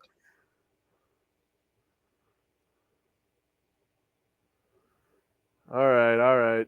Oh, they're up in the pressure. They're extending the defense. Yeah, it seems like the Thunder know they're not shooting well, so they're like trying to get stops. Yep. They're trying to force us into mistakes.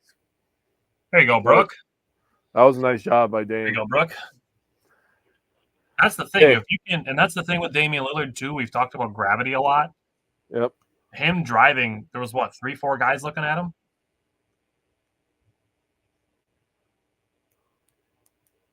So Shea's gonna get to elbow people at least 5 or 6 times in this game, but they're gonna call a reach-in foul, a touch foul right there. Yeah, I don't like that. Yeah, three guys giving attention to Dame on that drive.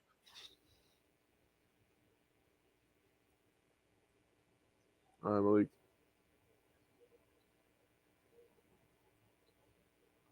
Oh, that honestly could have been an and one. Would have been a really late call. I've seen worse in this league.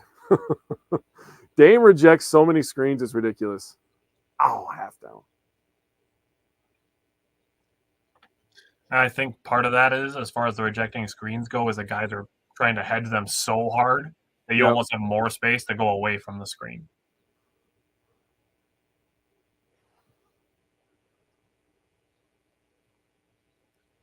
Made back-to-back again. I'm gonna live with Josh Giddey shooting threes. By the numbers, that's something you live with. Damn, Dame just can't get that roll to go in. Yeah. Good defense. Good boy, Brooke. Uh-oh.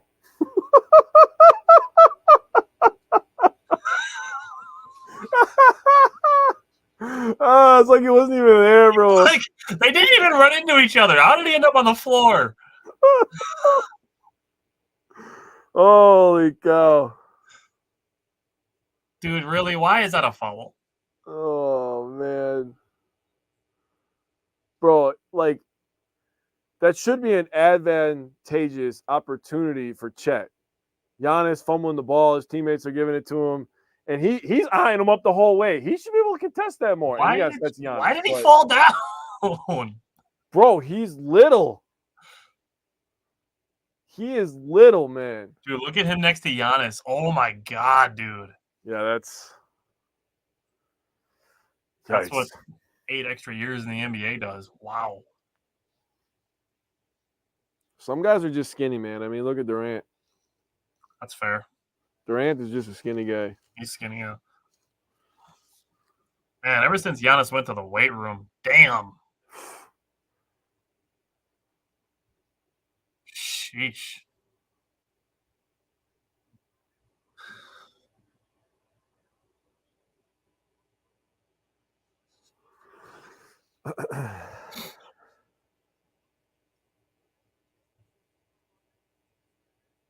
I was about to say that the Thunder were going small, but they're not anymore.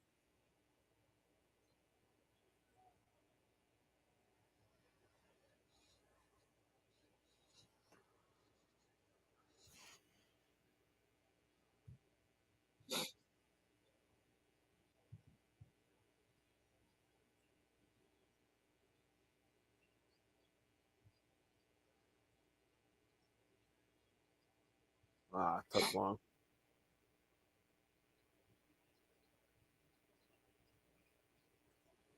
That was nice. Giddey's a good passer.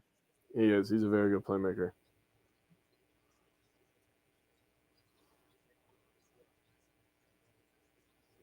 Look at that. Marcus Johnson saying what I just said. Oh.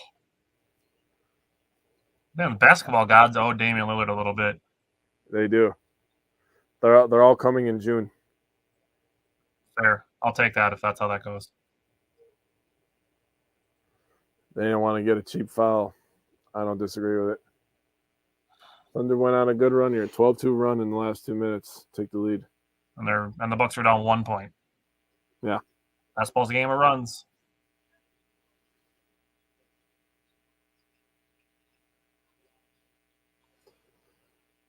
Oh, we're about to be 4 on 5. They're about to get a 3-point attempt.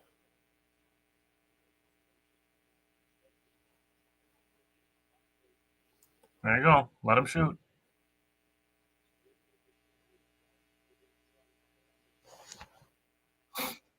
We'll hope for the last shot. All right.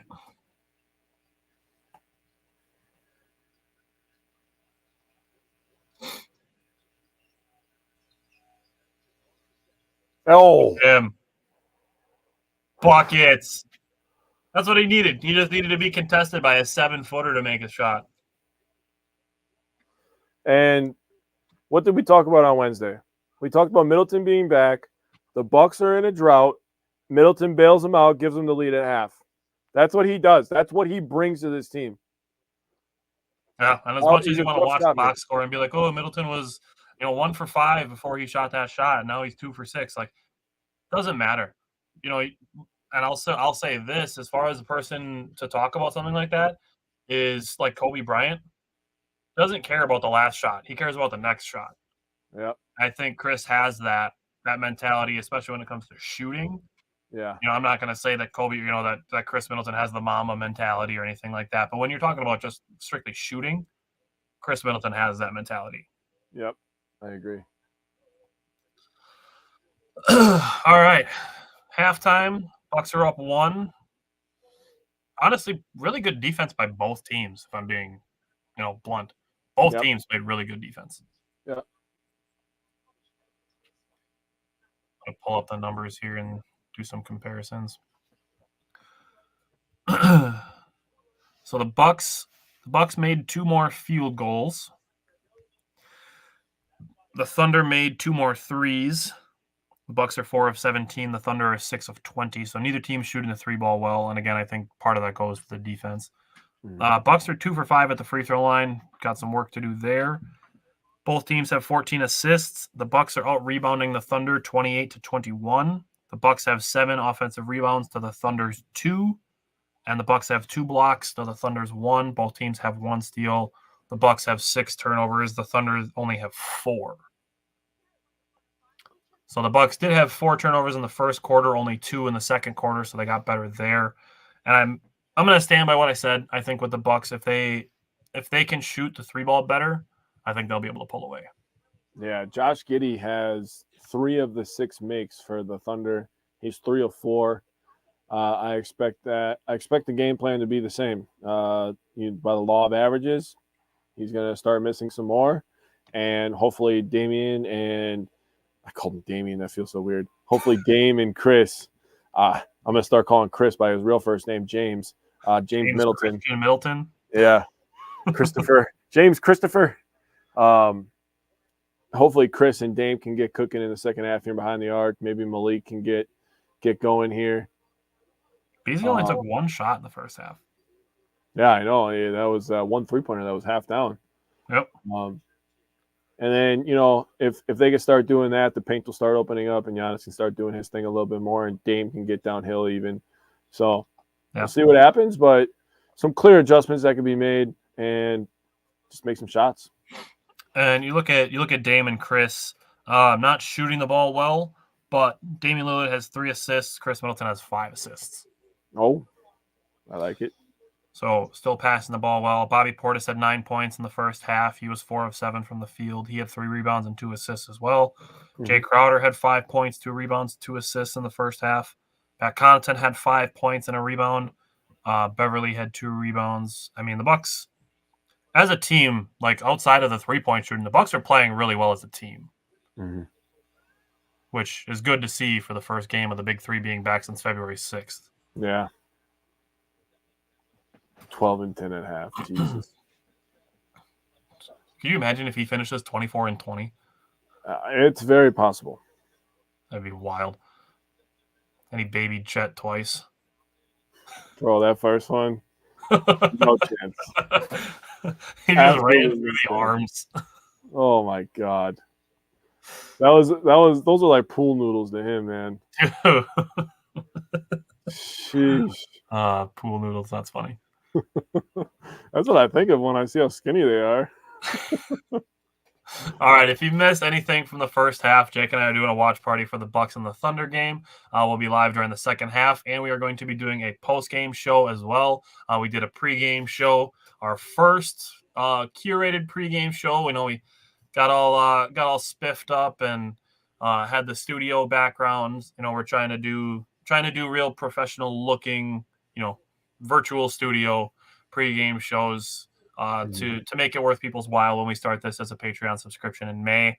That's going to go live on April 1st for Patreon. And then during the month of April, Jake and I are going to collect the list of games that we are able to go live during.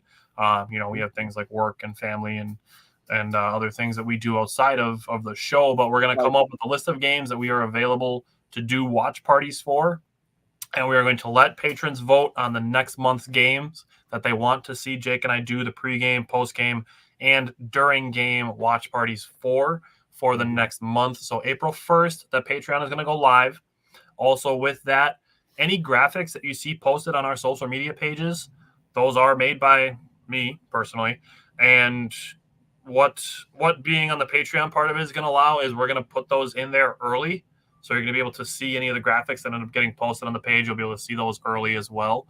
Try to give people some perks to make it feel like it's worth it to give us $5 a month. But then again, people will be able to vote on which games that we do the pregame and postgame shows for starting in April. And then they'll be able to pick from the games from May. Also, similar to today's show, we are going to do another pregame, postgame, and watch party for the Brewers and Padres on April 16th. That is a Tuesday evening. I think that is a 6:40 game.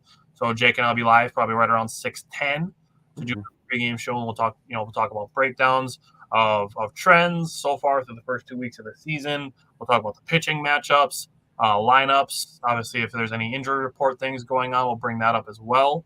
And then we'll try to get some stats and stuff like that. Obviously, the sample size will be a little bit smaller, but we can talk about things like that as far as statistics and stuff go. I know that's something that we like to do on the show is talk about numbers and stats and stuff. But April 16th is going to be our next one. That's going to be a baseball one, so we can kind of give people 2 previews of a basketball game and a baseball game for what those will look like for when we are doing these twice a month for the Patreon subscription. So thanks for hanging out with us. We're on halftime for a little bit, so we're gonna throw a quick commercial break on here, and we'll be right back.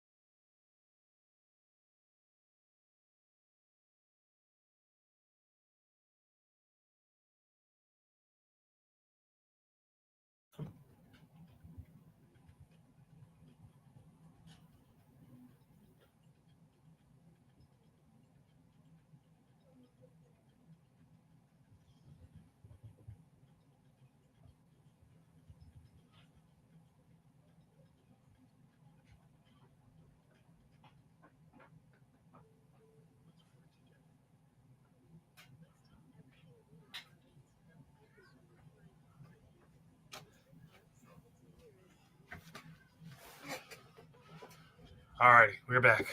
I'm back. Still at halftime. Getting close, though.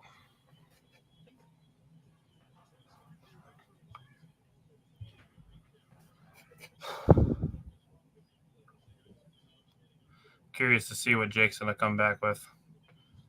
I have a feeling it's going to be something crunchy because he's not thinking about being on a microphone.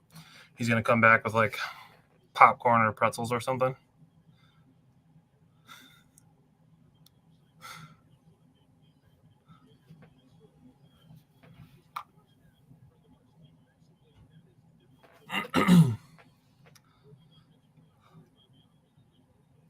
Surprisingly low scoring first half.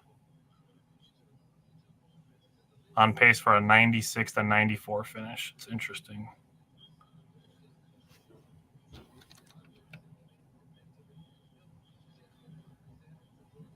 Curious to know what both of these teams average.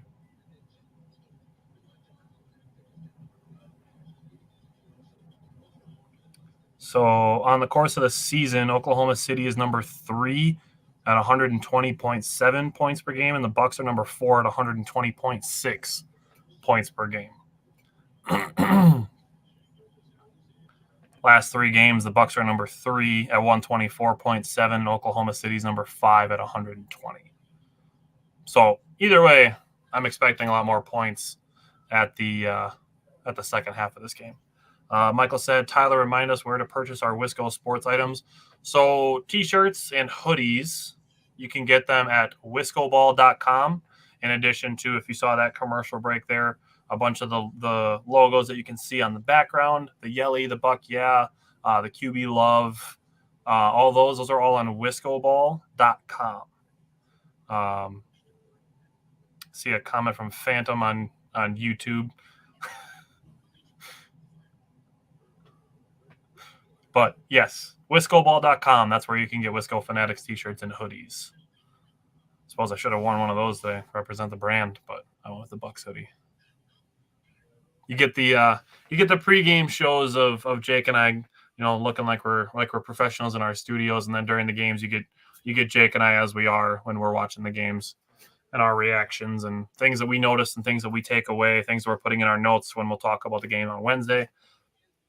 And I know I said this before, but we usually try to watch the games at least, obviously once, but if we can a second time, so we can look for some plays to break down, which will be on our social media pages. But and if we can find some plays to break down, just to point things out that maybe don't get noticed during the 48 minutes of the game that we feel are noteworthy, and those will be on Facebook and YouTube when we post those. So. I have a feeling Jake is dealing with his new puppy. Jake got a puppy last Sunday, named it after Jordan Love. No, I can hear him. Dogs, kids, families. So much work. Why didn't anybody warn me, man? To be fair, I probably did. You probably did, but you know what? We're gonna tell the people you're the reason I'm in this situation. That is accurate. But if you didn't look the way that you did, you wouldn't have been in that situation for me to put you in the situation that you ended up in. All right, so I guess I'll give 50% to you. I'll give 40% to her, and I'll give 10% to me. Shoot, I wouldn't even give any percentages to like that much to her. I would give like 30 to her, 30 to me, 30 to you, and 10% to your parents. I'm sure they'll love that. Hey, Oppenheimer, let's go. All right, I'm curious to see what he's going to say. Defense, like we said. Oh.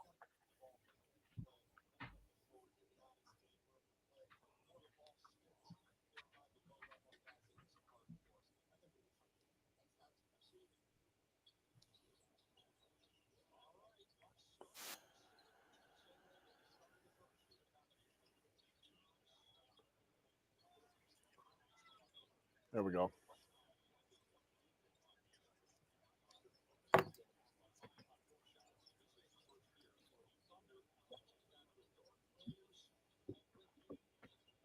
Nice.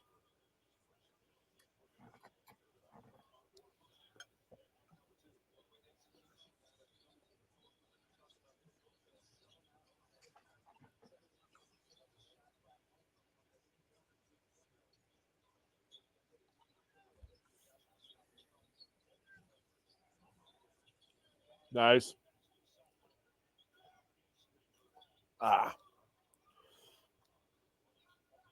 Got to get him some rhythm.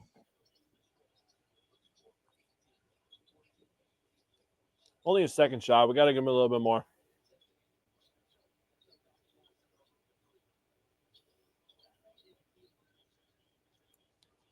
Marcus Johnson saying what I said. Keep letting Shea shoot, though. Say Jake talked about it in the pregame about Shea being really effective in the paint. If we're keeping him out on the perimeter, that's a win for the Bucks. Yeah.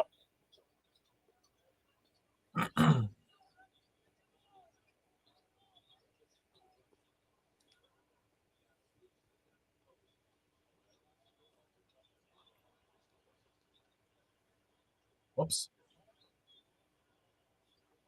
Oh. Oh.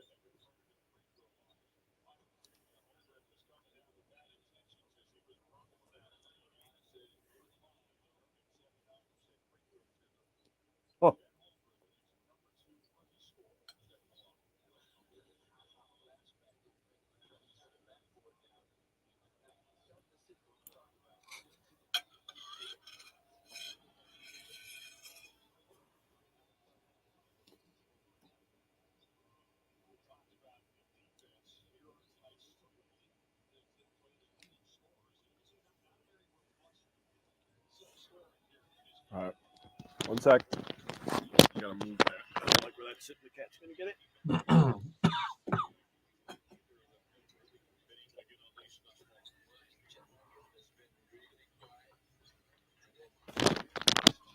Don't get cats either, by the way, people. They get into everything. Ah. Come on, bees.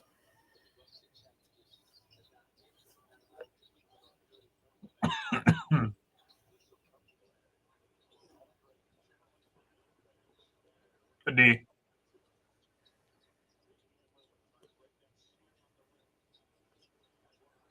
I like that. Good feed. I'm going to throw this out there on Beasley. He's off to a slow start shooting. He's also defending Shea Gilgeous-Alexander. I'm going to talk about this in the Celtics game. I'm willing to cut him a little more slack in the games that he has tougher defensive assignments. Yeah. Absolutely.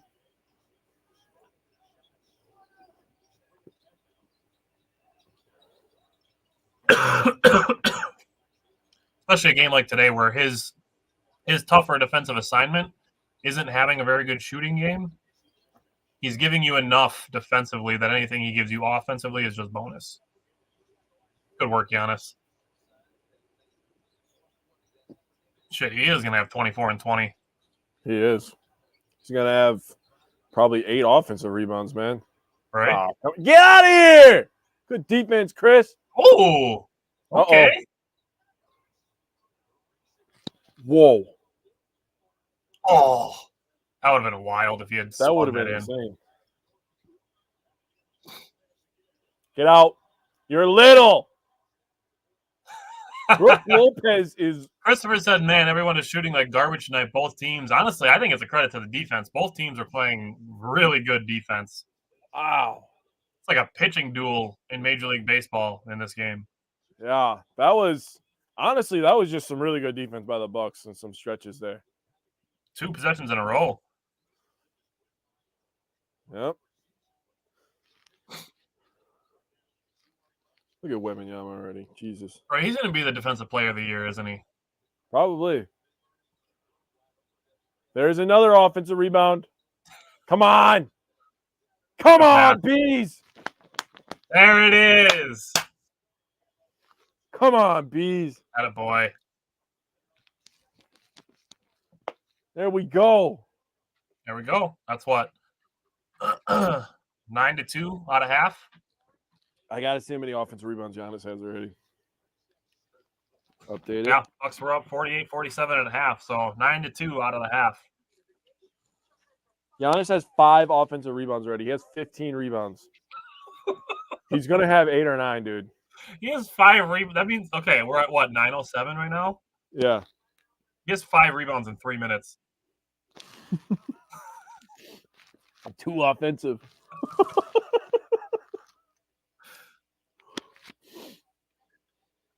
I think it was after the Celtics game that Doc Rivers was asked about playing in the first and the third quarters, and he said Yeah. that the first quarter is obviously important, and that's where the Bucks got caught behind the Celtics. But the third quarters as well, and I think this is if going back even to the Budenholzer days. Some of the Bucks, when they're at their best, they're really good at dominating the third quarter.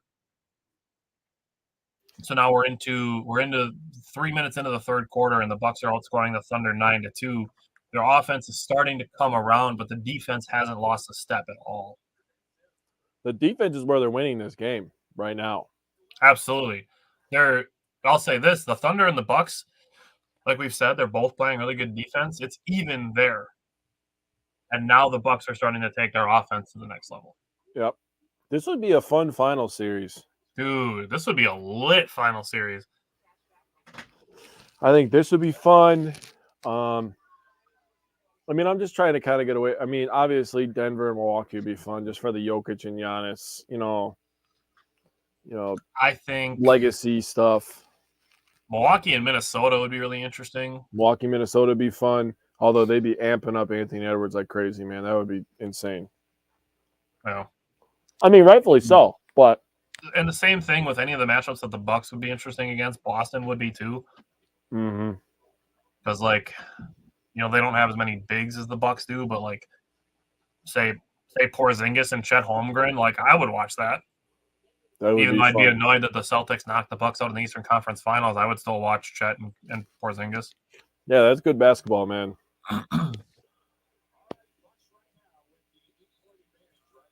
All right, keep hitting your threes, pull away. Like I said, make me look smart.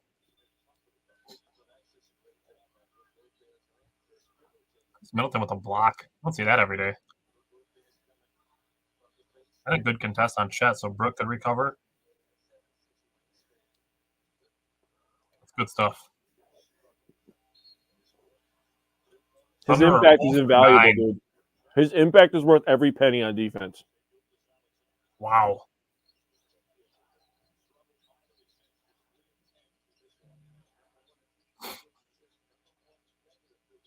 Bucks are switching everything.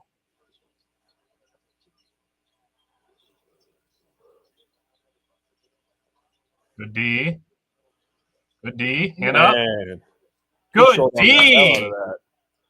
Yeah, Michael said it's swarming defense. That was fantastic. Say, when I look for clips from this game, it's going to be a lot of defense.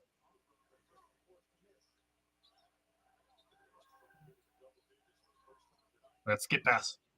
One more. 5-0 run from Beasley. Nice. We like those.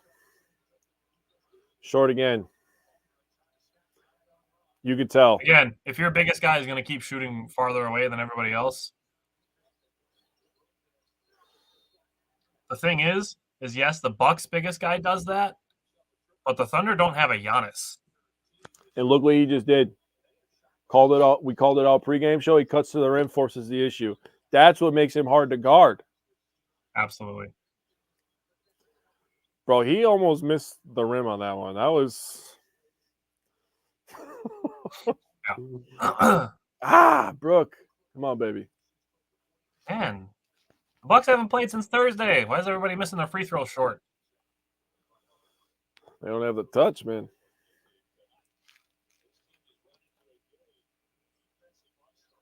There we go.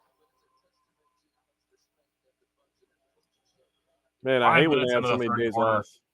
What's that? What did you say? I said I hate when the Bucks have so many days off. Yeah. Oh boy, that's not a good situation to be in.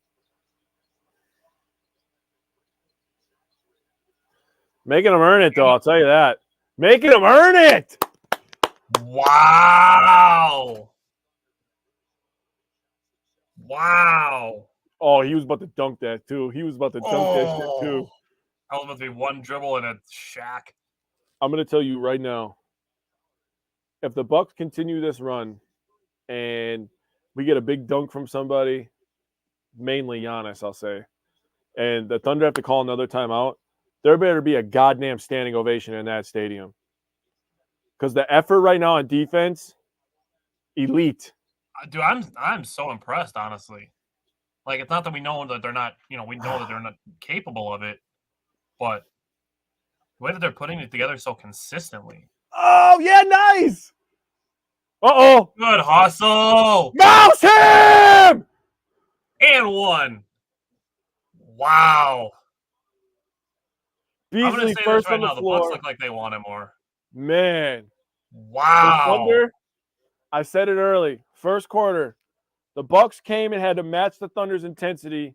The Bucks turned it up, and the Great Thunder have hustle, not Beasley. matched our intensity from that moment on. That started with Malik Beasley diving on the floor. Holy cow. He was sliding his feet a little bit, but he took all of that charge or that block. My goodness. Well, you said it in the pregame. They like to try to draw charges, so They he was do. trying for it. But yeah, he was definitely still sliding in. His feet were still moving, yeah. 18 and 16 with a quarter and a half to go. He's 9 of 12 from the field, bro. Bro, he might There you have go. 20-20 by the time this quarter's over. Jesus. So we are now 6 minutes into the third quarter, and the Thunder have 2 points, and they came at the free throw line. And oh man, they cannot shoot right now. And Giannis is in a serious 2020 and one. Brooke Lopez is balling today. That's Brooke what Chet Lopez is Holmgren should be balling. doing in transition, not shooting threes. Great pass from Middleton. Great finish by Lopez. Bro, Brooke Lopez is hooping right now.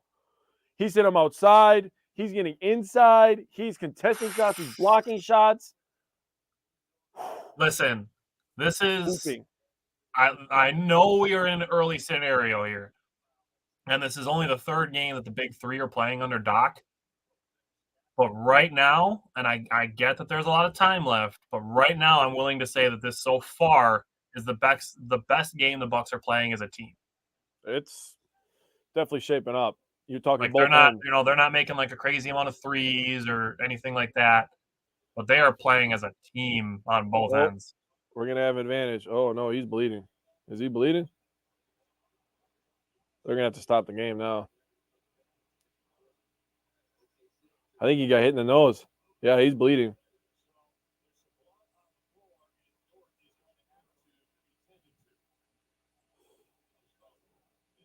Oh, man. Man. I hate when people get hit in the nose, man. Because everybody's had that if you played basketball. Yeah. You get hit in the nose and you instantly just tear up, man, and everything just hurts in this area. And obviously, we are in a position, a very stern position, that we don't cheer for injuries. No, So absolutely not. he's Hope he's an opponent today, but obviously we hope Lou Dort is okay. And I Yeah, respect I him like Lou Dort there. a lot. I like Yep. his game. He's got a good game, man. So obviously we hope he's all right. Yeah, that sucks, man. Oh, It happens. I'll never Okay. forget playing open gym at the Y in Sheboygan, and it was a Tuesday open gym. And I remember I kept bodying up Sed, and he was getting this was before we kind of became pretty good friends here. And he was getting kind of pissed at me. I kept bodying him up and hitting him on his drives and stuff. And I tried to press him at half court, and he gave me one of these, man, and he popped me right in the nose. And I'll never forget bleeding out of my nose. Like, oh my God, that was so much blood. I'll never forget that. That was the day that I was like, all right, probably not going to press him at half court anymore. Probably calm down. This is not the NBA Finals. I'll throw this out there for Lou Dort. maybe if something happens, maybe they get to wear a mask and look cool. Hey, he can have his vintage mask moment. Everybody has one of those. Or he could be like Richard Hamilton and just keep wearing it. Bro, I was just gonna call it Richard Hamilton. I was gonna say he's gonna be this generation's Richard Hamilton. Beat you to it.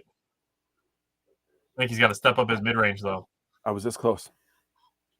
Rip Hamilton was disgusting, dude.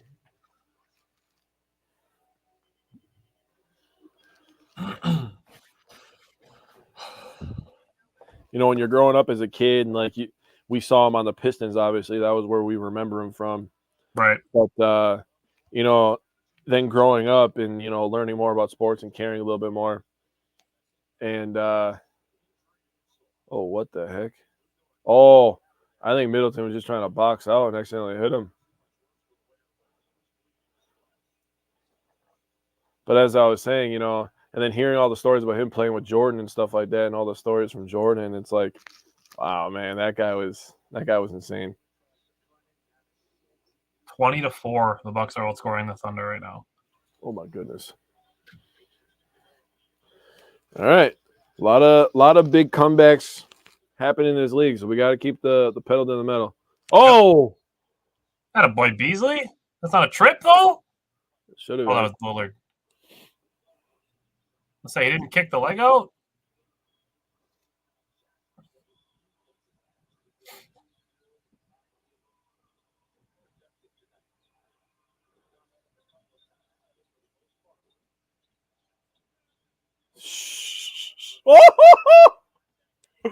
No, they did not.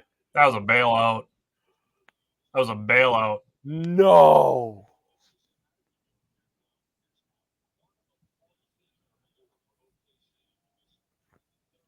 Sheesh. 1 of 14 from the floor. Holy cow.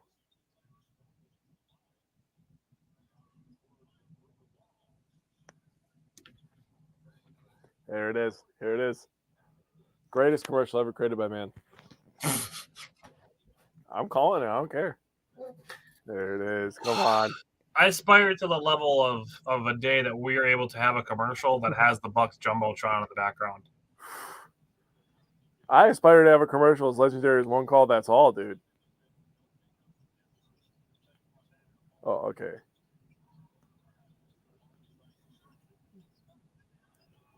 You have Don't that? work. Nope. Don't work.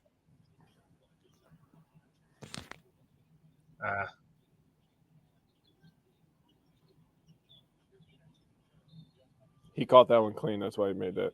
Yeah, it's a good timeout. Bucks, Whoa. this is like just what Oppenheimer said coming out of halftime, that they have to keep the ball movement up. And that possession, the ball stuck in Giannis's hand for about 4 or 5 seconds. Yep. Bucks got to get back to moving the ball. Did you hear that stat they just gave out there? Is the Thunder lead the NBA in double-digit comebacks. They have 15 this year. Sheesh. Not something you usually think of a team that's number one in their conference. Yeah. Well, and that's the thing is, let me just throw this out there, is let's say the Bucks were to lead in that stat. The thing that people negatively would focus on is like, oh, why did they get down so many times by double digits in the first place? Yeah. It's not going to work like that in the playoffs. I can already see somebody saying that. And their profile picture is going to be an old man on a motorcycle or with his dog. Or it'll be like just one team's logo. Every time. It was like a photo from like freaking 2002 or some shit. It's like, dude, Facebook wasn't even created back then. You didn't have to use a picture that old, bro. You're aging yourself. Oh, that's awesome. All right, Pat Connaughton, Jay Crowder coming in, give the Bucks some energy.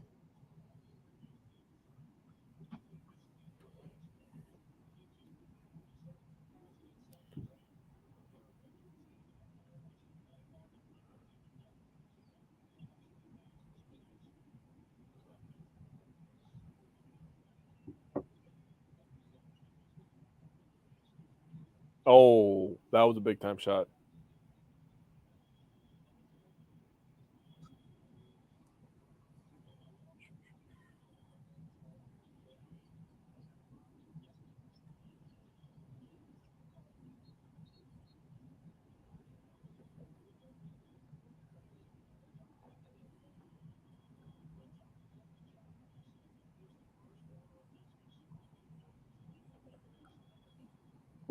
There you go. 3 and D.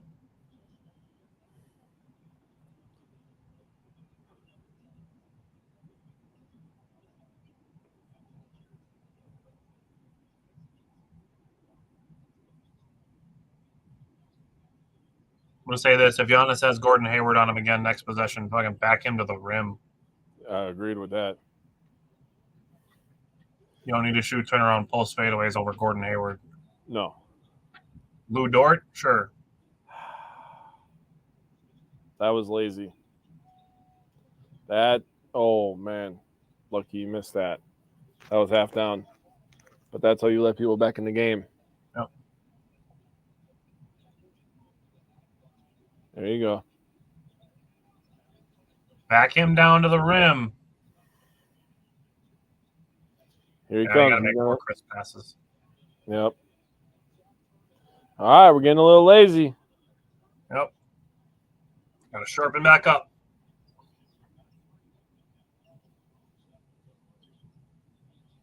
Come on, Jay. There you go. That's good ball movement. There we go. Perfect. Perfect.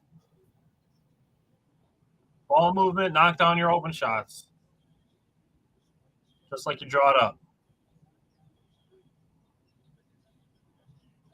Whoa! Good D, Pat. What? Dude, come on.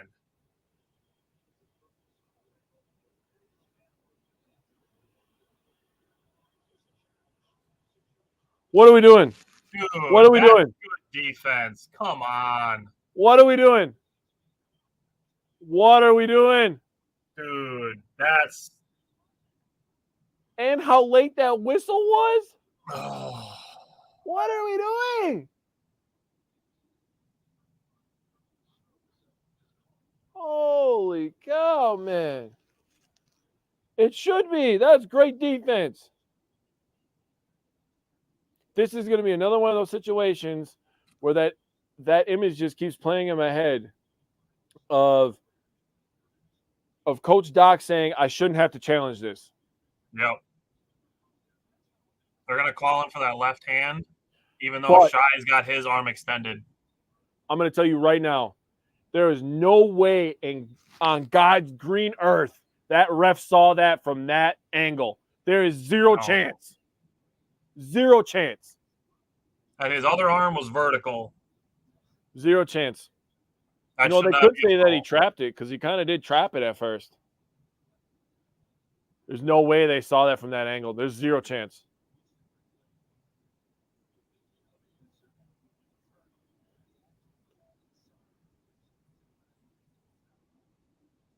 And Pat got the ball, so that should be Buck's ball then.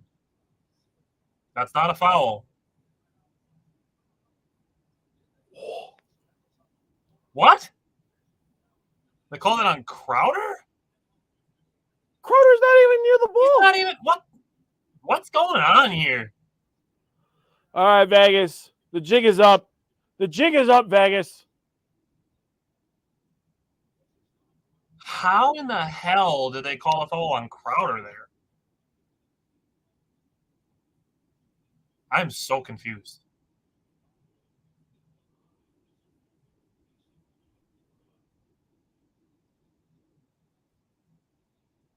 Oh, Michael's a little bit ahead of us. He said successful. Oh. Hey, thanks, Mike. Yeah. Yeah, that was a terrible call. I'm just gonna call it like Horrible. I see it. And you know what? They're humans, so they're gonna make mistakes. What? Bro. What'd they call? So they changed it to Connaughton. Wow.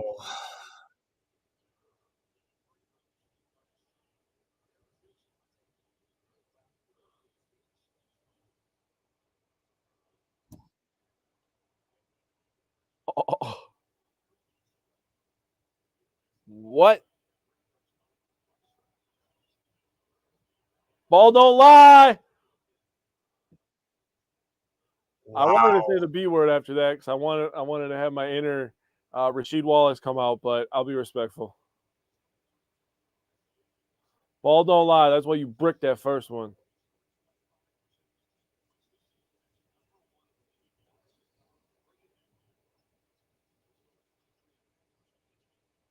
Nice. Baby him. Good cut, Pat.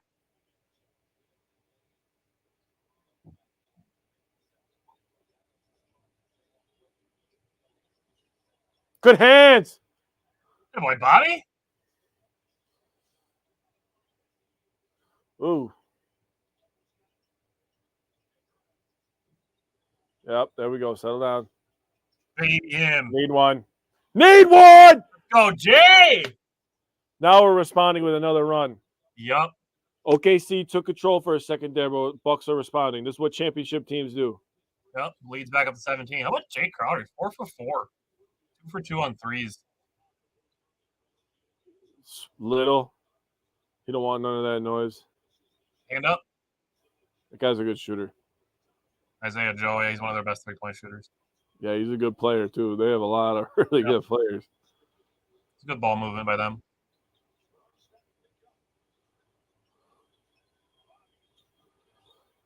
Another offensive rebound from Giannis. Another one. He's got 2 another rebounds right there.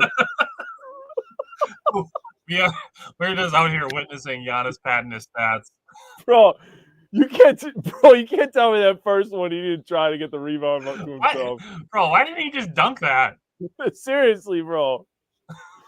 Because Oh, he's trying to get that 20 rebounds, bro. that's exactly what he's doing. He's trying to get a 20-20 game. Oh.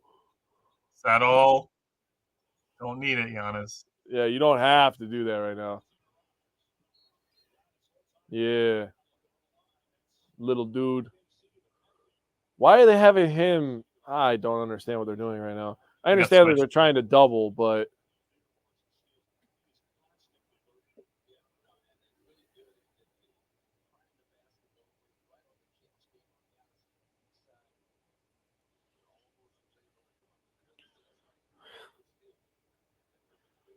11 defensive rebounds and 7 offensive rebounds. He has 18 right now. Holy cow. That's insane. Oh, and they show his. Oh, there you go. There's all of his stats right there.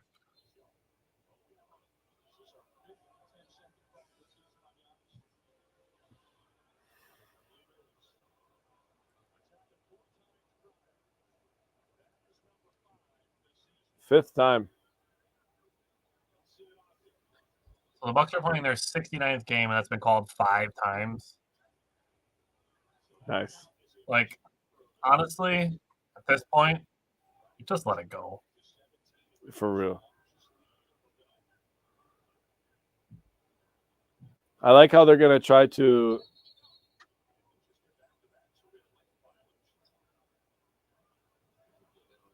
On who? On Jay, I think.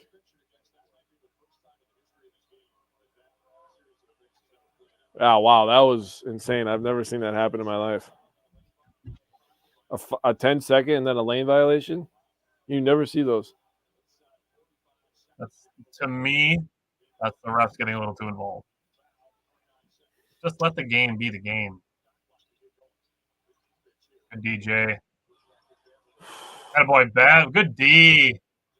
2 dogs right there. Take him. Take him. 2 Free food, baby. He did it! Free food, baby. Woo! Man. Where's Cody, bro? I need Cody in here. Oh, I called that. He's a big Gonzaga guy, and he loves Chet. Bruh, free food. Come on now. I said it too little, and then he did it. Oh, Bro, he did that all the way to the floor? What? Chill out, bro. Oh, that's Short. awesome. Keep your hand up. Oh, he actually shot that one, though.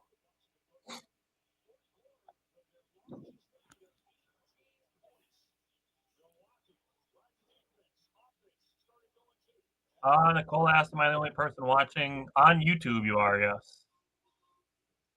Lots more on Facebook Twitter. and X/Twitter.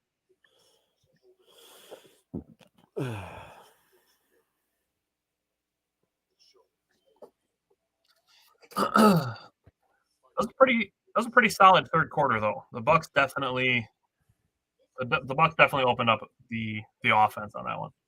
Yeah. Thank you for watching on the YouTube side though. Our YouTube is growing slowly but surely, but our bigger followers are on Facebook. I don't know who you are, but I love you. Well, thank you. Love you too. Hey, we spread the love. I named my dog Love. That's how much I love love. Nicola, we are Wisco fanatics.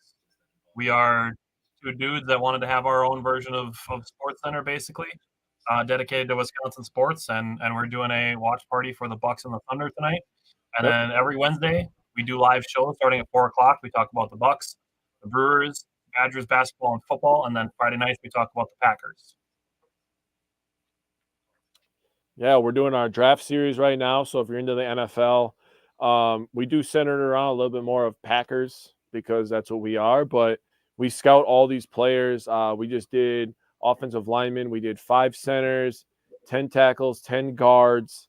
That was offensive line. And then this week we're doing 12 of each. We're doing 12 on the defensive line and 12 edge. So it's going to be a good episode. It's going to be fun. Obviously, a really important position with the Packers switching to a 4-3. So come join us for that as well. And then after that, we have a show with safeties and cornerbacks, which will be the week after.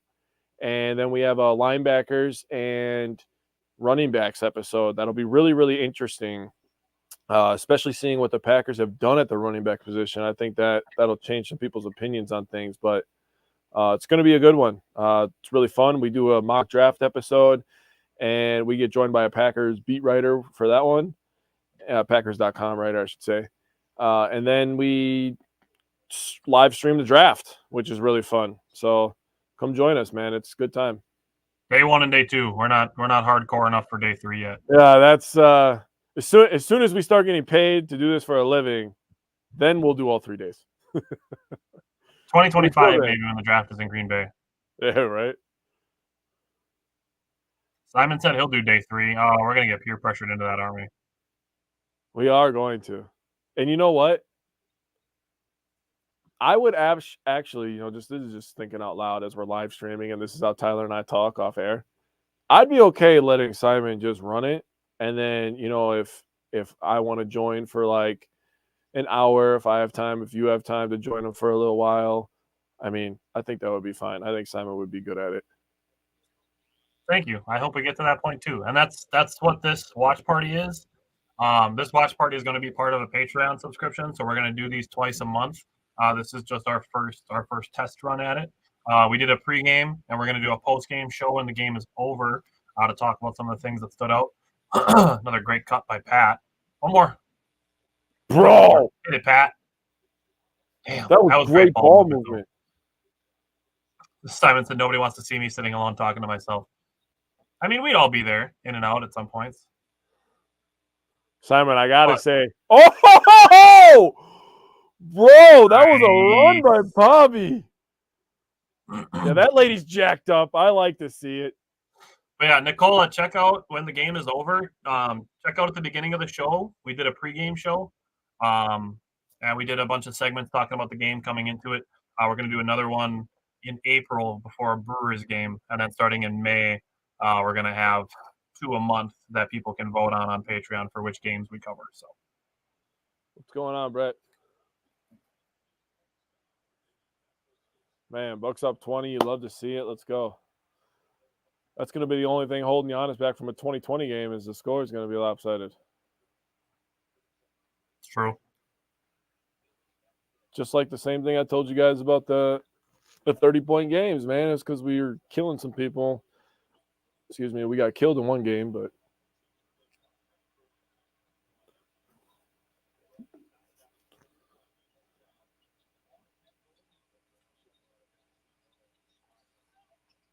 oh. Oh my God. Come Nicola's on. watching in Europe. That's awesome. Thanks for checking us out. Have a good night. Go Bucks.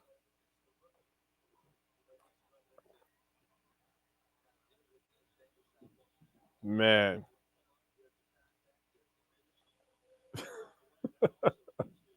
Dude's a bucket.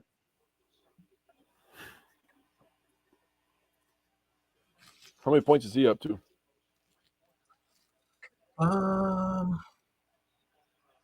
Dame has 6 now. Yeah, 144 straight games making a 3 is crazy. Wow. That's almost 2 full seasons straight. I don't care. I don't interact with that guy anymore. That guy's a waste of time. Yeah. That dude's like the definition of the roller coaster. Man, what a finish. Pat to pat.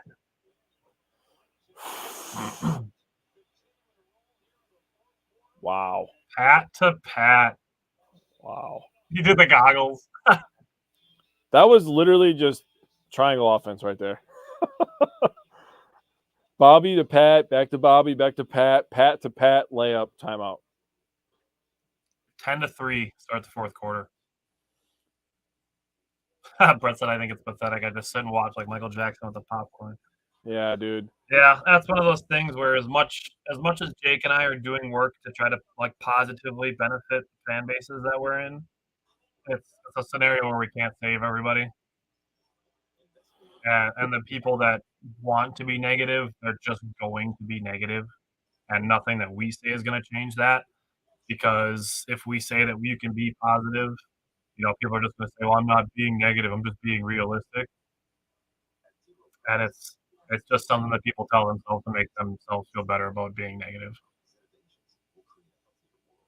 So we'll start with who we can. Not going to be able to save everybody. Even if we get to a point where, we have some massive following, which hopefully we do in the future. We're still going to have people saying, oh, you guys are just wearing rose-colored glasses and sunshine and rainbows, just because we're choosing to be optimistic and realistic. So I don't remember that chick's name in that same group, Brett, but there's some chick that talks in there, man. And holy cow, man. Like, I understand, like, not knowing everything because I don't know everything either. But if you're going to have an opinion on something, I feel like you should be at least a little educated. It's just, we have computers in our pockets now, people. You can look anything up in 2 seconds. Or at least be willing to, like, beg the question. Like, whatever it is, it's going to be like, I have this feeling. Do anybody, does anybody have a thought or a statistic that would confirm or deny this feeling that I have? Instead of just saying the Bucks need to play AJ Green over Pat Connaughton because his defense is better. Just because people have the feeling that Pat Connaughton isn't a good defender, even though he's one of the Bucks' best defenders since the All-Star break. Yeah. Oh, great. My belly up. Michael said he's like the Schmitz on the Brewers site. Oh my fucking God. Those dudes are literally just bad for people's mental health. I'll be straight up. I'm not even going to sugarcoat it. Dude. Brett said, I just love you guys. You guys, I see you as my friend because you're welcome others' opinions. And unlike people like Bill Michaels on that audio, I showed you proof that he's bandwagon. They're inconsistent and compare the Bucks to the Packers.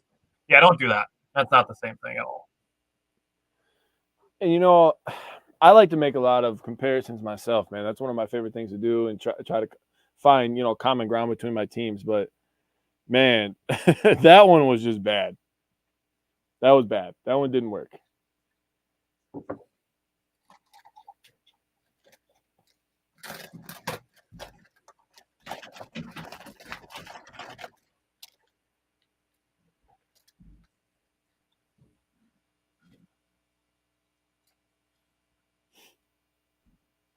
Oh, Bally, you suck. Boo. My Bally stopped working on my Xbox. Comparing a team that was 2-5 to a team that's the second seed in the East is just no. I agree. That's just not that's not smart.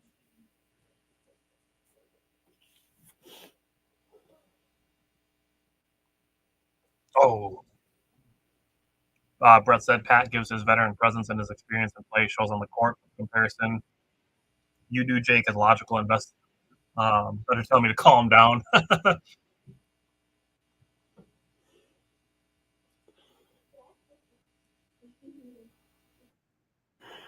Hey, you know, when the same way that you reacted when I told you to calm down is the same way my girlfriend reacts when I tell her to calm down with anything. So I'm okay with a little bit of kickback, buddy. I deal with it every day, buddy. But yeah, that's the thing, Brett, is we can have people give their opinions, and we can say, that's one of the biggest reasons we do the show live, so that people can give input, and we can answer to what we think about things. Whether it's true, false, if we have numbers, or if it's something we'd have to look into, instead of just being like, no, you have an opposing viewpoint from mine, so I'm going to say that you're wrong because I don't like that you said something contrary to what I said.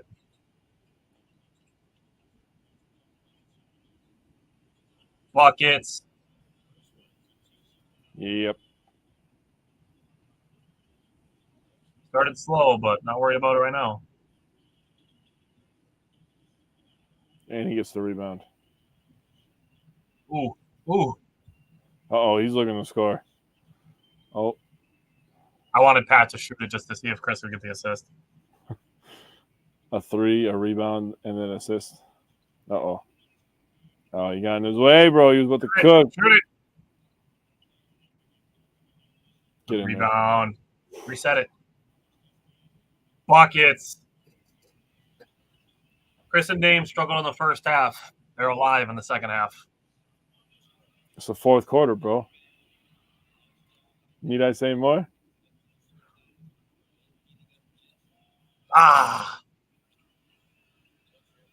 There you go. Bobby had a 2 for $1 on a rebound.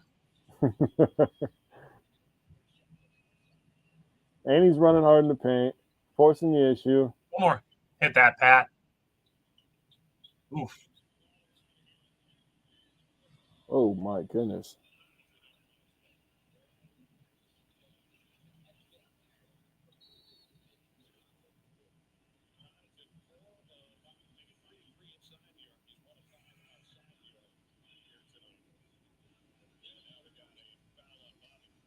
Brett said his wife tells him to calm down. It's just a game.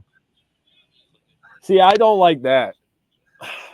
My girlfriend gets on me as well when I get a little intense. In the playoffs, man, it gets pretty bad. Packers games, dude. I'm gonna have a hard time live streaming Packers games, dude. I am very, very hot and cold with the Packers. I've gotten a lot better, but there's times where she kind of gives me a look. I mean, she's used to it now. We've been together for way too long. But there's times she gives me a look and she's just kind of like, and I'm like, I'm sorry. Good pass. That was dirty. That was. And we broke a hundo. Let's go. 3 tacos, baby. And I'll say this, Brett, for anybody who's going to be like, oh, it's just a game. Listen, bottom line, it is a form of entertainment. Damn, I want to honestly get that rebound. Let Chris get the rebound. Damn it. It is a form of entertainment, but here's the thing, and this is something that Jake and I have worked on as well with taking our more positive approach, is that there can be a lot of parallels from being a sports fan to like real life. Oh, 100%.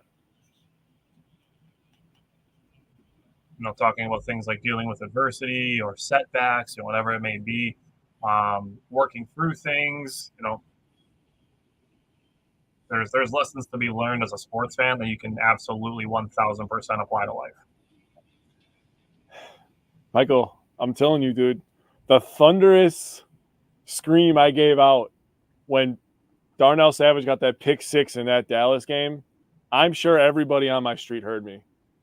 I was so happy, bro. Nothing was going to ruin my day after that moment happened in my life. Another offensive rebound for Giannis. Telling you, Dude, bro. there's like 4 people around him. And he Bro. still just got an and one, dude. Oh, let's Oh my- go! Dude, he's insane. Little. Wow. Giddy's pissed. There's like 4 people trying to get this ball away from Giannis, and he comes away with it. It's 4. There's 4 people there. 5. Wow, There's 5. literally the entire Thunder's team was in the paint. Bruh. Giannis comes away with an and one. Bruh. Oh man. Bruh. 19 rebounds. If he gets one more rebound and Chris gets one more point, one more rebound, one more assist, we're going to have a 20-20 and a triple-double in the same game. Brett said, my wife and I are pushing almost 14 years. Don't worry, I give her funny stuff too about the Kardashians. She likes to poke fun of me for.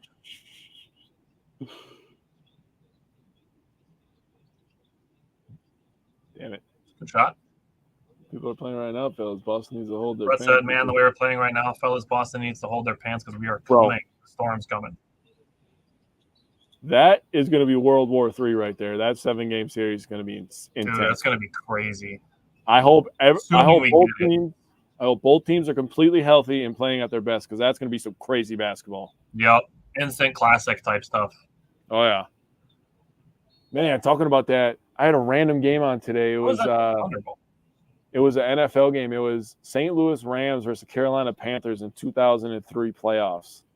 Game went into overtime. Both teams missed a field goal. That was just a fun game to rewatch, dude. Honestly, Bucks and 6. You know all about that for the culture, Michael. For the culture.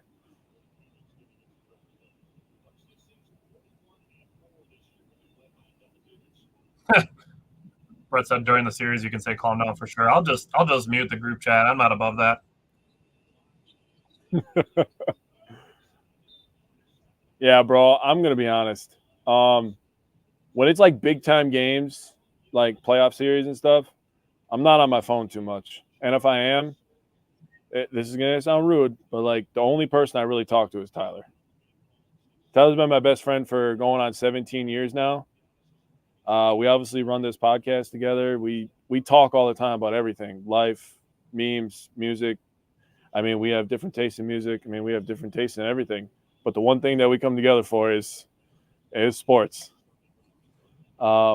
Crazy name, gotta say.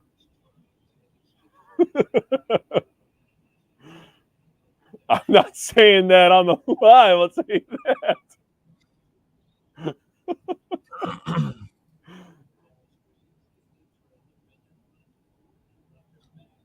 So there's 5 minutes left.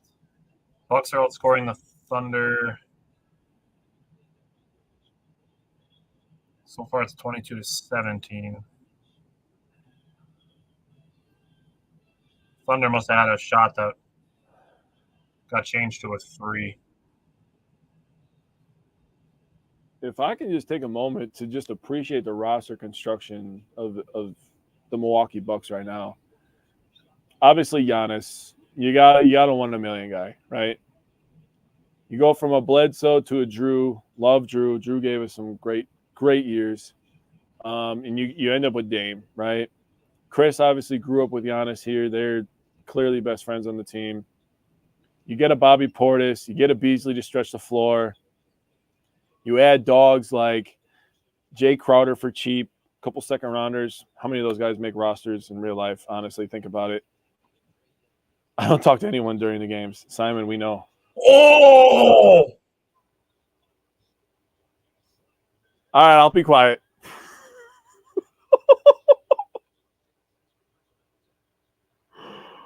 Oh, man. Wow.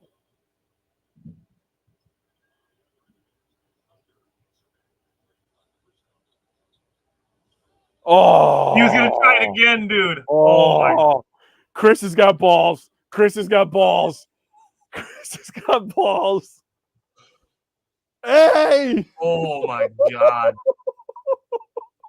Bro, Bismack Biyombo, you are 84 years old. Make the business decision. Don't jump with Giannis. Oh, man. Oh, my. Oh. That's stupid, bro. Come on. What was the little dude with the cornrows who thought he was going to jump a Giannis? Wow. That was crazy. 30 and 19, bro. Holy shit.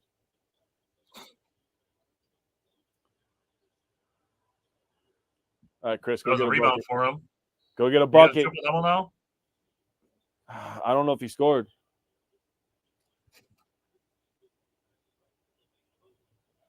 He said 1 point. Let me get a triple-double. Let him get a triple-double. Ah.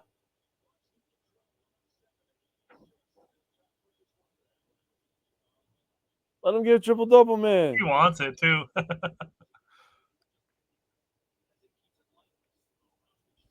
I knew he Very had the good, Brett. assist from the Giannis lob, and obviously the rebound. Yeah, he's got 9, 10, and 10 right now. Yeah, he needs 1 point. Bro, let him make the free throw, miss the second one, and let Giannis get the rebound. So we get both things. I got to see how many offensive rebounds Giannis has, dude. He has 8. I said 8 or 9. If he ended with 9 and that was his 20th rebound, that'd be freaking stupid. Dude, 8 offensive rebounds and 11 defensive is, oh my gosh. You could take away all of Giannis's offensive rebounds, and he'd still have more than anybody on the Thunder. Yeah, you're right. Their leading rebounder is 9, Josh Giddey. After that, it's a lot of 4, 3, 3, 3, 4, 2, 4, 1, 3, 2. Chet should have more than 4 rebounds. Bro, he's 1 for 10, bro. He's getting his ass whooped today.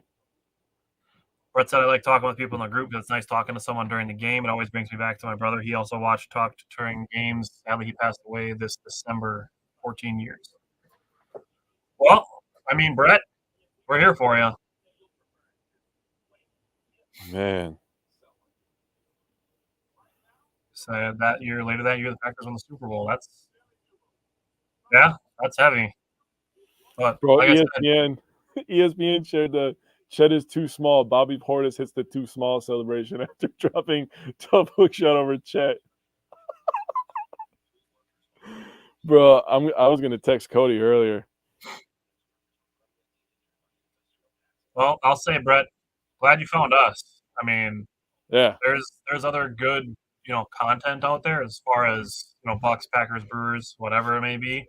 There's Right. other good content out there, and we've done shows with other people. The guy that's on TV right now, Steven Watson, he's been on our show before.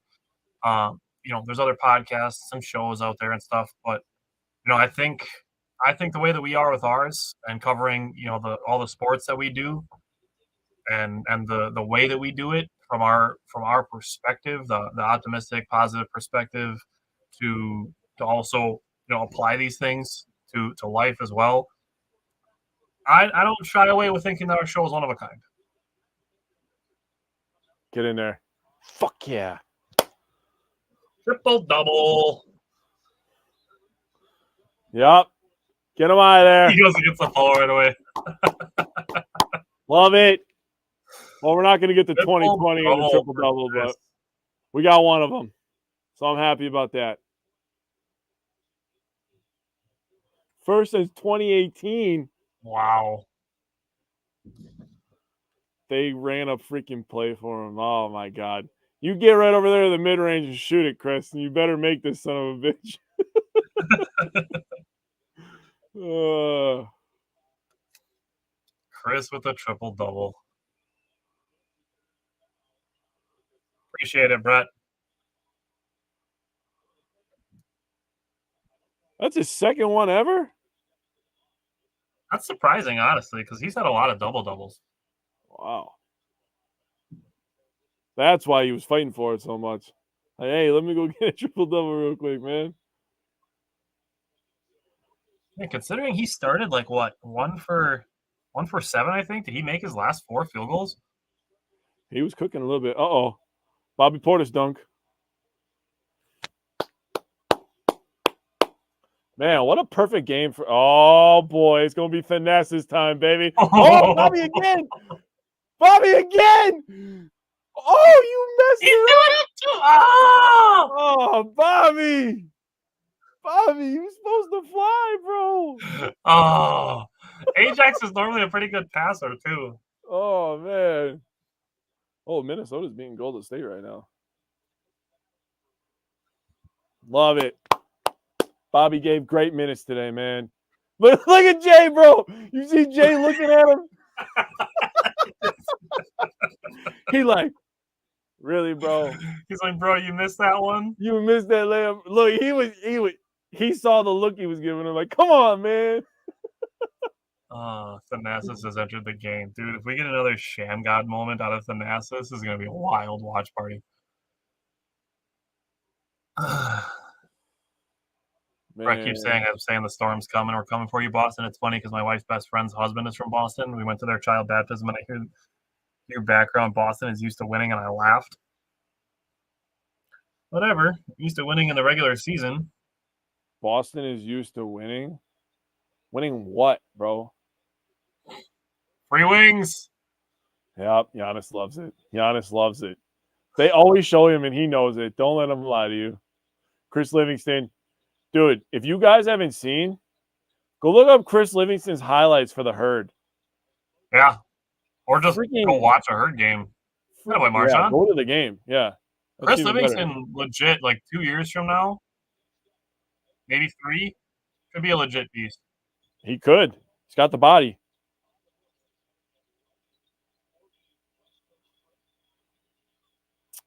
How's that rolling, bro? That shit hit hard off the front.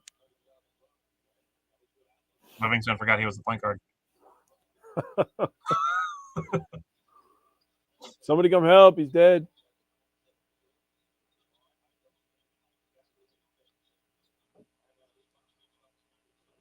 Oh, boy. That one got tipped. He almost went crazy with that pass, though. I'll be honest. We're gonna get some sloppy basketball now, boys. Oh, for sure. After all the good basketball we've seen, 45 minutes. Last 2 minutes. Thunder might still get to 100. Really, bro, don't let him take that headband off, bro. You ain't gonna like that haircut. I'm telling you right now. Chris Middleton should probably still wear a headband. He'd have to wear the Aaron Jones headband, bro. I'm sorry, Chris. Bro, there was I think it was a Lions fan, and he was sharing a thing about, because he just talks a lot of NFL, and he was talking about, you know, the Aaron Jones being introduced with the Vikings, and he was like, now we know why Aaron Jones always wears that headband, and he tagged me, you know, because I'm a big Packers fan, and I was like, bro, I've known for a long time why he wears the headband. And the don't be fooled by those dreads, bro. They only start at the bottom of his head.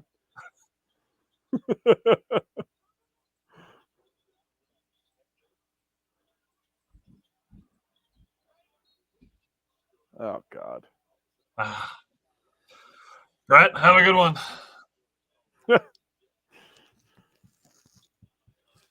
12 points for Shea. Definitely going to be something we're going to talk about in the post game, which stick around when the game is over.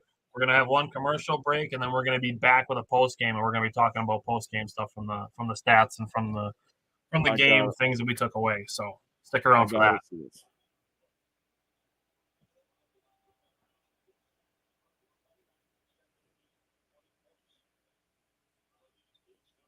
Snaps a streak of 20 points, 29 consecutive games with 20 points.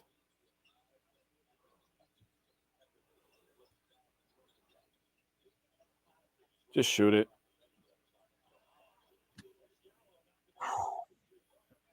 Just buckets. That's got to be a season low in points. I got to find out. Oh, it's not. It is going to be his second lowest, though.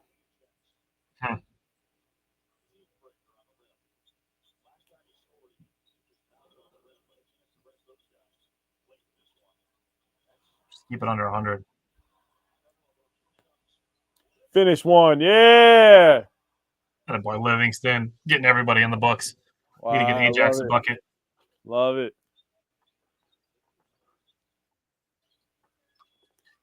I'll throw this out there. AJ Green is not in the game. If you missed it in the pregame and the injury report, he is out with an illness. So he was questionable. So if he didn't have to play, didn't have to use him. So I haven't even seen him on the bench.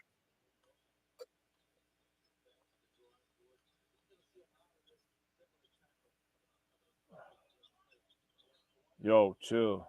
Easy. Yeah, chill.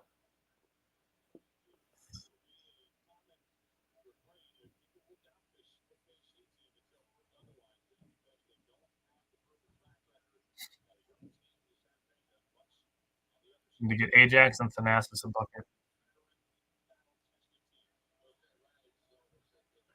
Here's the Thanasis bucket. Oh, he wants it. He wants it so bad. Yeah, Michael keeping the Thunder under 100 is definitely an accomplishment. Yes, it is. 8th time.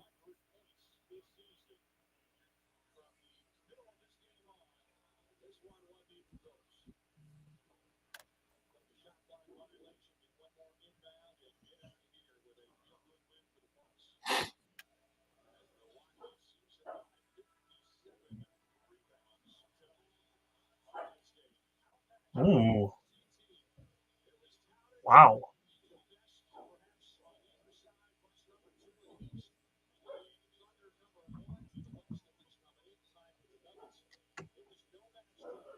Oh, they're tied with the Nuggets for number 1. Now they're number 2. So it's by percentage. The Thunder were number 1 because the Thunder have one more win and one more loss than the Nuggets.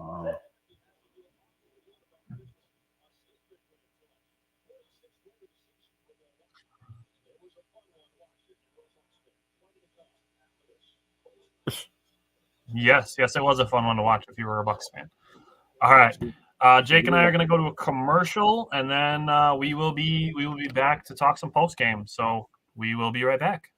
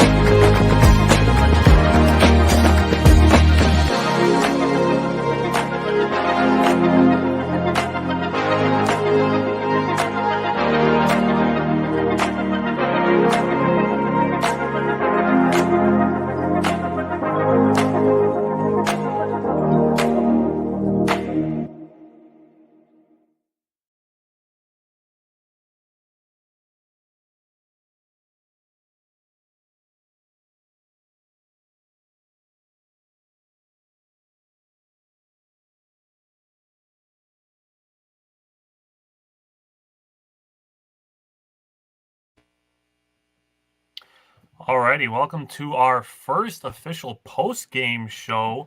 We are back in our quote-unquote virtual studio, and now that the Bucks and the Thunder are officially wrapped up, Jake, just go ahead, give me your initial thoughts from the Bucks and the Thunder. Few things. We were talking about it during the game, kind of talking through the game, and right away you saw that the Thunder were coming. They were in attack mode, trying to force the issue and make a statement, right? And they were trying to come out with a lot of intensity, pressuring the ball, trying to make the Bucks play a little bit quicker and maybe into some turnovers, and that would play into their favor because they're a young team. They like to get out and run, but the Bucks matched the Thunder's intensity. And they said it on the broadcast that from about midway point in this game, it wasn't close. And you could tell that the Bucks turned on that defensive DNA, and they absolutely matched the Thunder's intensity and took it up another level, where this young team's going to have a hard time in the playoffs with their inexperience, with dealing with teams like the Milwaukee Bucks, who have championship DNA. The Denvers of the world, I'm sorry, the Thunder are a good, young, fun team. Denver will wipe the floor with them in a couple must-win situations because they've been there and they've done that, right? And last thing I want to talk about here is Shea's season low for points was 7 before today. His season low was 7. That was on October 29th of this year. So basically the first game of this year. Today, the Bucks held him to 12 points on 5 of 12 shooting, 0 for 3 from the three-point line. Again, I talked about it before the game. I gave some numbers before the game. Coming into this game, his previous 5 games, he was 6 of 24 from behind the three-point line, 25%. Today, 0 for 3. So he just was really ineffective in the perimeter area. He wasn't passing the ball particularly well or didn't get a lot of assists because the Thunder were struggling from the outside. They started the third quarter, won for their first 14 shots, and the Milwaukee Bucks were playing tremendous defense. This is the defense that we've been getting for the last, I would say, good month. We've been getting this level of defense. Everybody was moving. Everybody was talking. People were boxing out and rebounding. I mean, my God, Giannis had 19 rebounds by himself. Chris Middleton had a triple-double, so that means that he had 10 rebounds. The Bucks did a tremendous job on the defensive end, cleaning the glass and finishing defensive possessions. So just shout out to them for looking at the finer details of the game, finishing defensive possessions, moving the ball on offense, getting to the rim, and, really picking apart this Thunder team from about midway through the second quarter and on.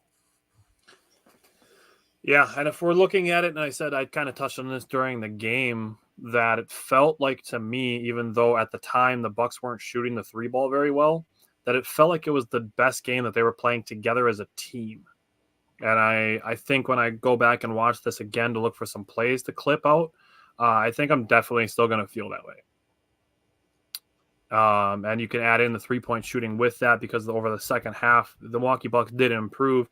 And I talked while Jake was still gone from the halftime part of it, was looking at the Bucks and the Thunder offense from the whole series, the whole season, looking at points per game and looking at the Thunder being the number 3 team in points per game at 120.7, the Bucks being the number 4 team at 120.6, and then over the last 3 games, the Bucks being at 124.7 and the Thunder being at 120, 3rd and 5th respectively. That I expected a lot more offense in the second half, given the fact that it was a 48-47 game, on pace to be a 96-94 finish, and one of those teams approached that number and one of them didn't. So the Thunder finished at 93. They scored 46 in the second half compared to 47 in the first half. And the Bucks, they completely ran away in the second half. And the Bucks scored 70 points in the second half and really ran away with it. So I'm gonna have this for you by Wednesday to look at first half versus second half numbers, especially for guys like Chris and Dame, who both struggled in the first half.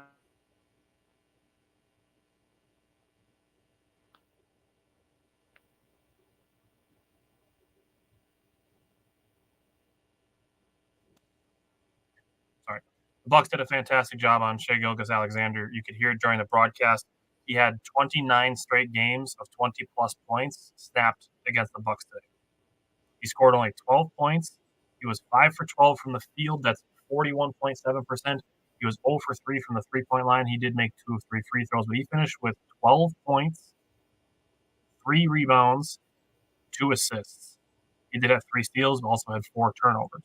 So the Bucks, looking at it, we can revisit Jake's points in the pregame show on defending Shai Gilgeous-Alexander, but whatever the Bucks did throughout the totality of the game, and again, I want to get individual matchups, the Bucks defended Shai very, very well. They did. In my opinion, Brook Lopez owned a lot of this game, especially the middle portion. He did a good job stretching the floor when needed be, because every team's going to double Dame at least a first couple possessions of the game, so he doesn't start off on a heater. Everybody knows that the last 5 minutes, if need be, that he can make any three-pointer that he needs to, right? So they don't want the first 5 minutes to get owned by him as well. So they always double, and Brook Lopez, that's why his offensive rating is through the roof, because he gets a lot of open threes off of that double team at the top of the key where he likes to shoot them, or on the wings. And he was stretching the floor, and then on defense, he was controlling the paint. And to my point earlier in the pregame show where I talked about, he leads the NBA with 982 contested two-point shots in Shai Gilgeous. He has 53 shots in his last 5 games coming into tonight, being in the paint. We know where he likes to shoot. We know where Brook dominates. So that was a matchup that I was definitely going to be watching, and it looked like it worked in the Bucks' favor for the majority of the night. Yeah, so Dame and Shai was definitely one of the matchups we were looking to highlight coming into this game. The other one that we were looking at was Giannis versus Chet, which if you stuck with us during the whole game, during the watch party, we saw Giannis get the upper hand of that matchup several times. And looking at Chet Holmgren, 1 for 10 from the field, 0 for 5 from the three-point line. Yeah, that was a rough matchup for Chet.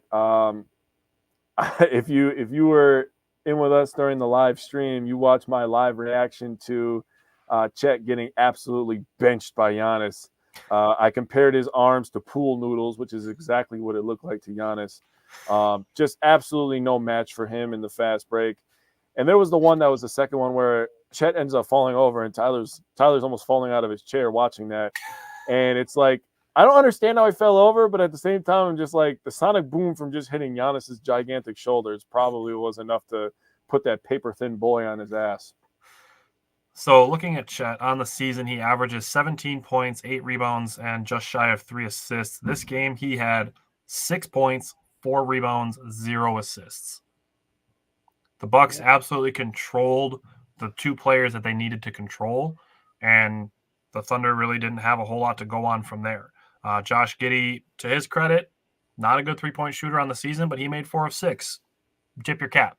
Obviously, if you're able to let a guy who doesn't do something well try to do that, and if he makes it, you will live with that, versus letting Shai get to the paint where he does what he does and does things at an MVP caliber level this season. Yep. I will much rather have Josh Giddey shoot 4 of 6 on threes than for Shai Gilgeous-Alexander to shoot 8 of 10 inside the restricted circle. Yeah, and at that point with Shai, if he starts cooking in the paint, you start getting people in foul trouble, which can change everything as well.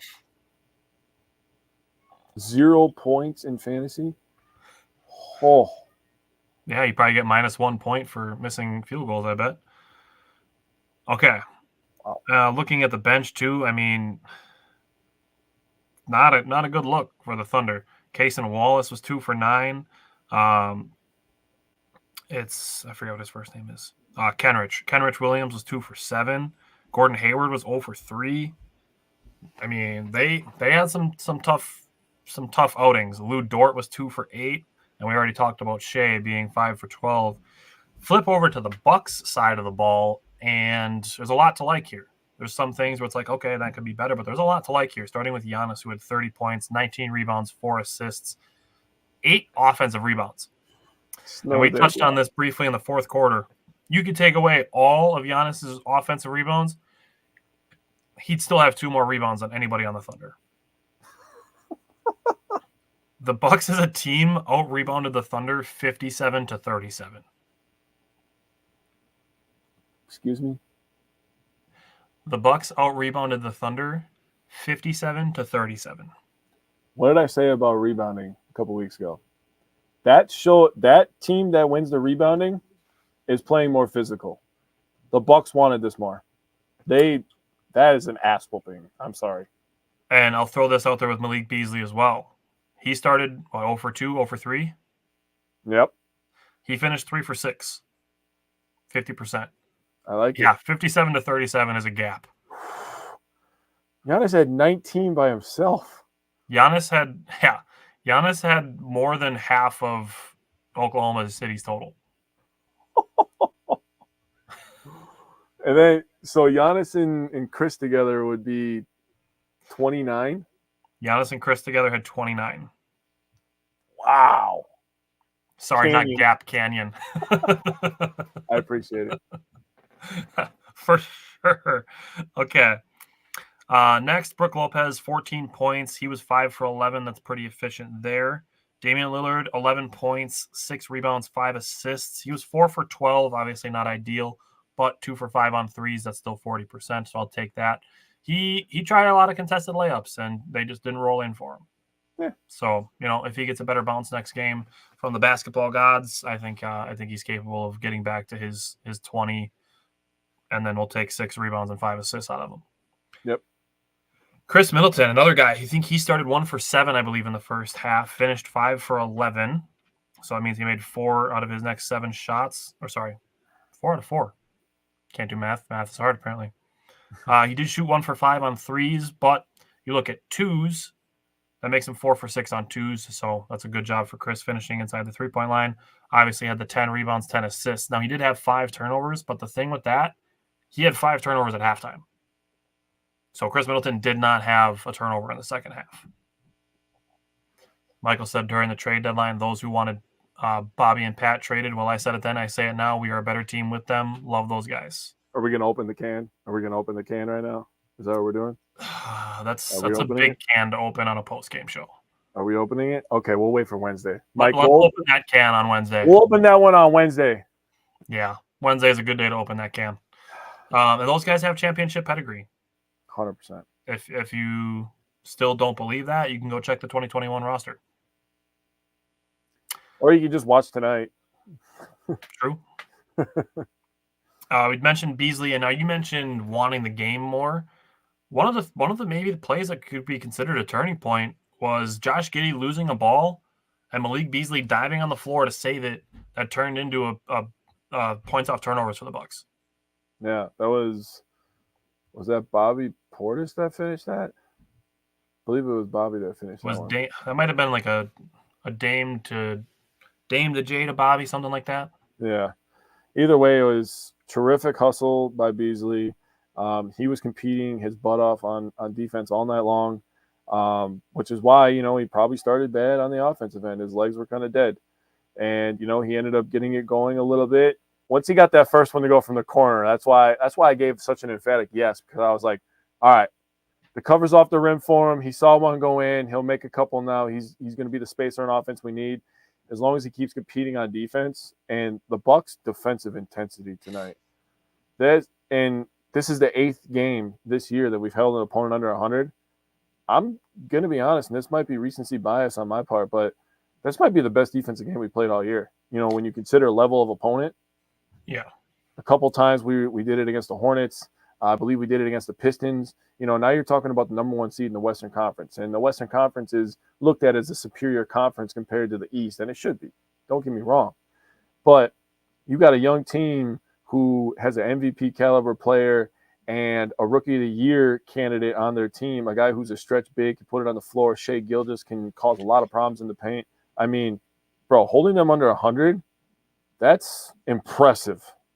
Denver was another one. Denver was another one. That was a good one, too. That was a good defensive game, too. Yep. I just feel like the Thunder were doing the right things. They were trying to move the ball. They were trying to get, but the Bucks' scramble defense today was otherworldly. And the Thunder, they went on a couple of runs, to their credit. They went on a couple of runs. They had the lead cut down to 12, and then they cut it to 11. And the Bucks responded and pushed the lead back out. And we talked about it when they were building their leads. The Bucks responded well, and they did it on both ends of the floor. We talked, Oppenheimer talked about it at halftime. They needed to keep the ball movement up, but they were like under defensive pressure. When the Bucks built their lead, they kept playing defense and they kept hustling.